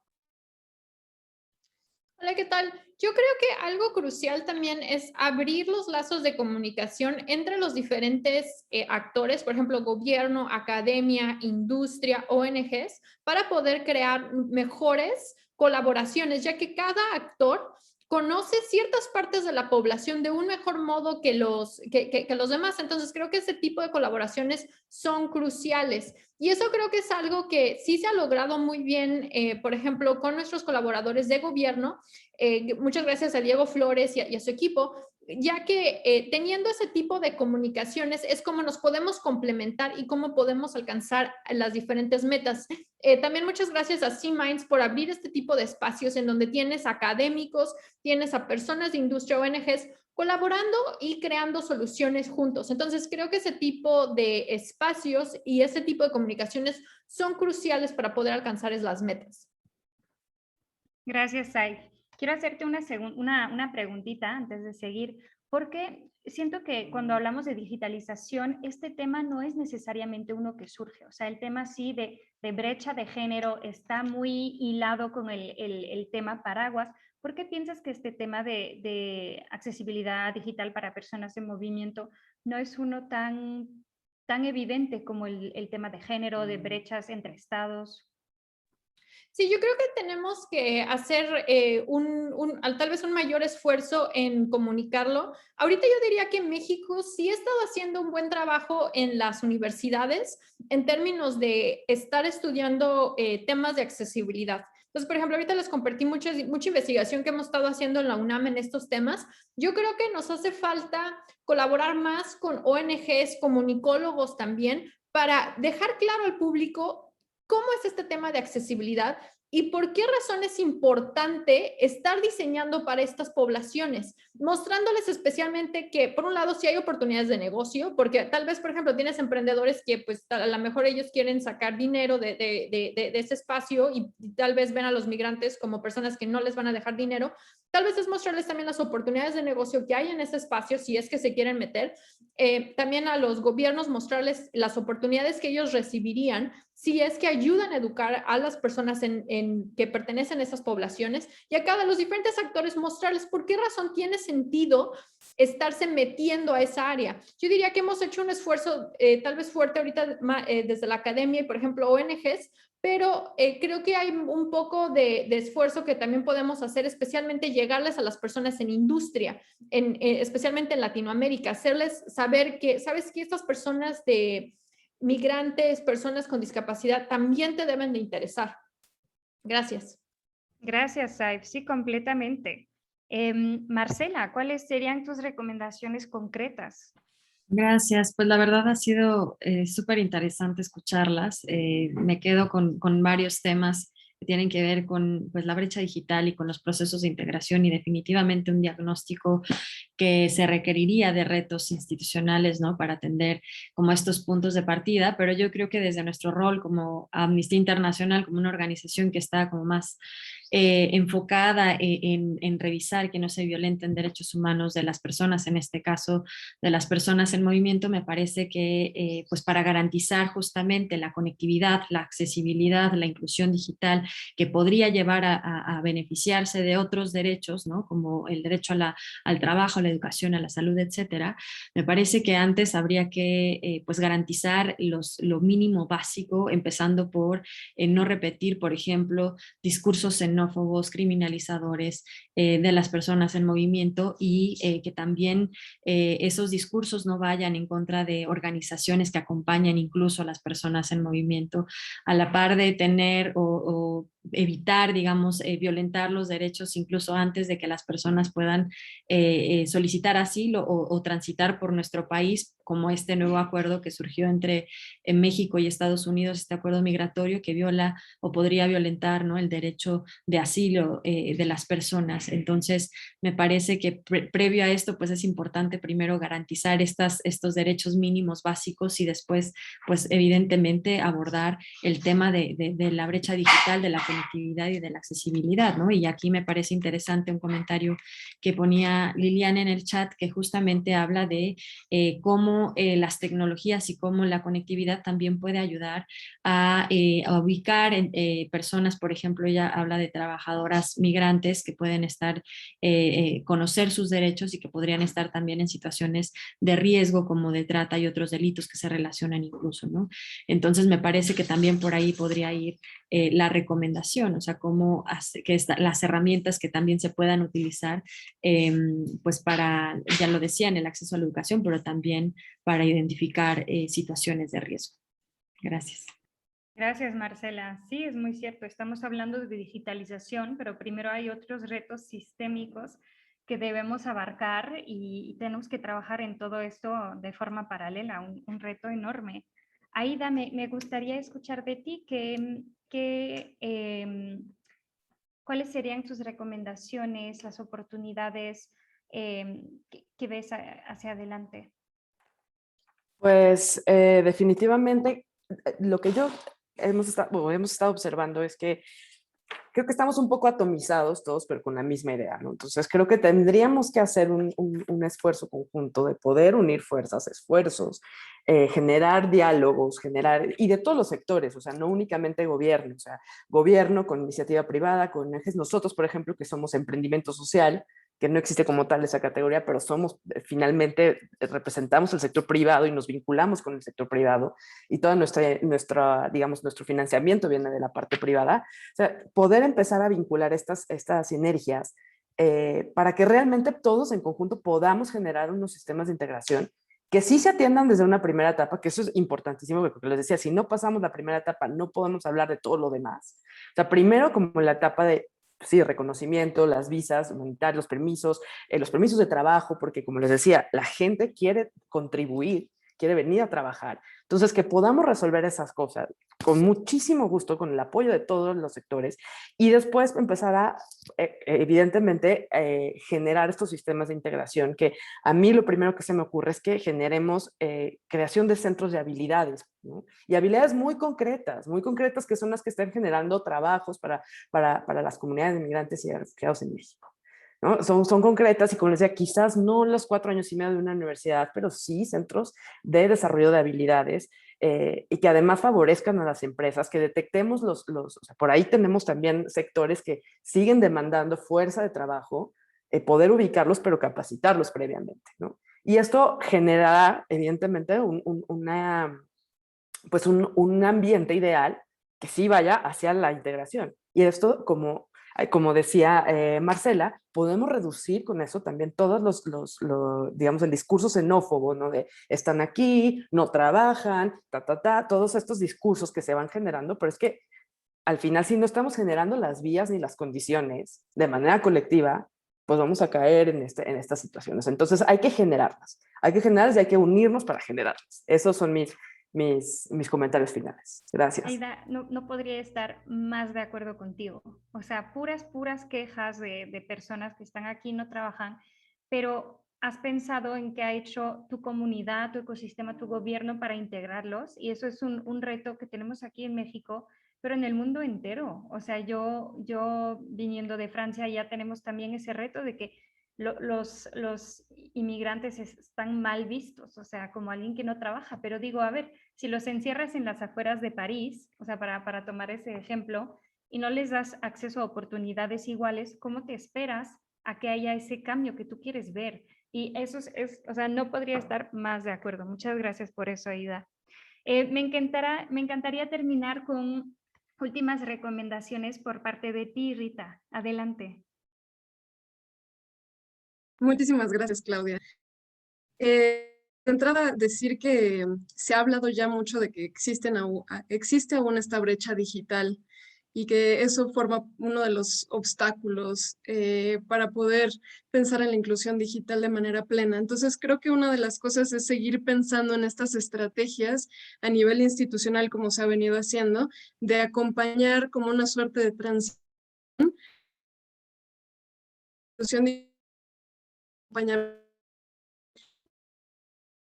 información, digamos, es como a las personas la información oportuna, eficiente, para que puedan avanzar en estos procesos de integración y de reintegración. Por otra parte, pues definitivamente hacer amigables estas plataformas. Es muy importante, siempre se ha pensado en incluir distintos idiomas en el momento en el que se busca difundir información entre personas que llegan al país, pero esto también se puede hacer en las plataformas digitales y creo que es un elemento importante. Además, por supuesto, agrupar toda la información para que pueda ser asequible para todas las personas, accesible independientemente de las habilidades digitales con las que cuenten. Por supuesto, la colaboración multisectorial es fundamental, como ya se ha comentado, la colaboración entre las instituciones gubernamentales, las organizaciones de la sociedad civil y organismos internacionales para aprovechar estos esfuerzos que ya se han hecho en campo y que se pueda que se pueda hacer llegar la información a las personas de manera más rápida y eficiente, de forma que se pueda seguir promoviendo su libre ejercicio y pleno ejercicio de sus derechos humanos. Y además, creo que también es importante continuar con las capacitaciones con las personas que se encuentran en primera línea, con las personas que tienen primer contacto con las personas migrantes que llegan al país y con ya sea que llegan aquí por necesidades de protección internacional, que están en tránsito, o las personas que están en procesos de retorno, pero para que se pueda dar la atención y la protección que necesitan según sus perfiles y una atención también diferenciada, ¿no? Y finalmente, pues, definitivamente pensar en promover la inclusión digital también, pensando en la migración segura, ordenada y regular desde los países de origen, pensando en promover el acceso a la información para las personas que se encuentran en tránsito, de modo que puedan acceder a información sobre procesos de regularización, sobre los programas que existen en todos los países de la región, en los países de destino también, promover y facilitar la inclusión digital de las personas que se encuentran en su país ya de destino para que puedan integrarse plenamente a esas sociedades de acogida, esas comunidades, y sin dejar de lado, por supuesto, las personas que se encuentran en retorno para que su integración, su reintegración al país pues sea plena, ¿no? Hasta ahí lo dejaría. Muchísimas gracias. Muchas gracias a todos y todas por participar en este panel. Bueno, en esta mesa redonda yo me llevo muchísimos aprendizajes, efectivamente tocamos muchos temas y se me ocurren muchos más que no nos dio el tiempo desafortunadamente de tocar. Ojalá podamos juntarnos en más espacios para seguir profundizando en los diferentes temas específicos que surgen del tema general de accesibilidad digital de personas en movimiento. Pero me encantó esta discusión, creo que da un cierre excelente a la serie de mesas redondas sobre el tema de avanzar la inclusión digital en México. De verdad, muchas gracias a todas las personas que se unieron en Zoom, en Facebook, a esta mesa, a las otras mesas, a todos las increíbles voces expertas que hemos tenido a lo largo de estos 4 días. Y muchas gracias a la GIZ y la Secretaría de Relaciones Exteriores por organizar estos eventos con estos espacios muy importantes. Y de nuevo, me encanta cerrar con este tema, que como vimos es un tema que falta en la agenda, en el discurso público, y espero que este ejercicio y los que vengan contribuyan a posicionarlo más como un tema que debería ser cada vez más prioritario. Muchísimas gracias a todos y todas. Pronto les estaremos mandando el reporte de recomendaciones que salga de los diferentes insumos de las personas expertas en estas mesas. Este informe les llegará mientras estén registrados en alguna de nuestras mesas redondas. Si no lo están, regístrense en alguna o escríbanle a elena@cminds.co. Ahorita, si mi equipo puede apoyarme poniendo el correo en el chat, estaría buenísimo. Y también les haremos llegar los recursos compartidos en esta mesa. Otra vez, si no se registraron por Eventbrite, por favor, escríbanle a Elena para que los incluyamos en los mails que mandaremos mañana más tardar con los recursos. Muchísimas gracias a todas las personas que se unieron y que tengan un excelente jueves. Nos vemos pronto. Muchas gracias. Sí.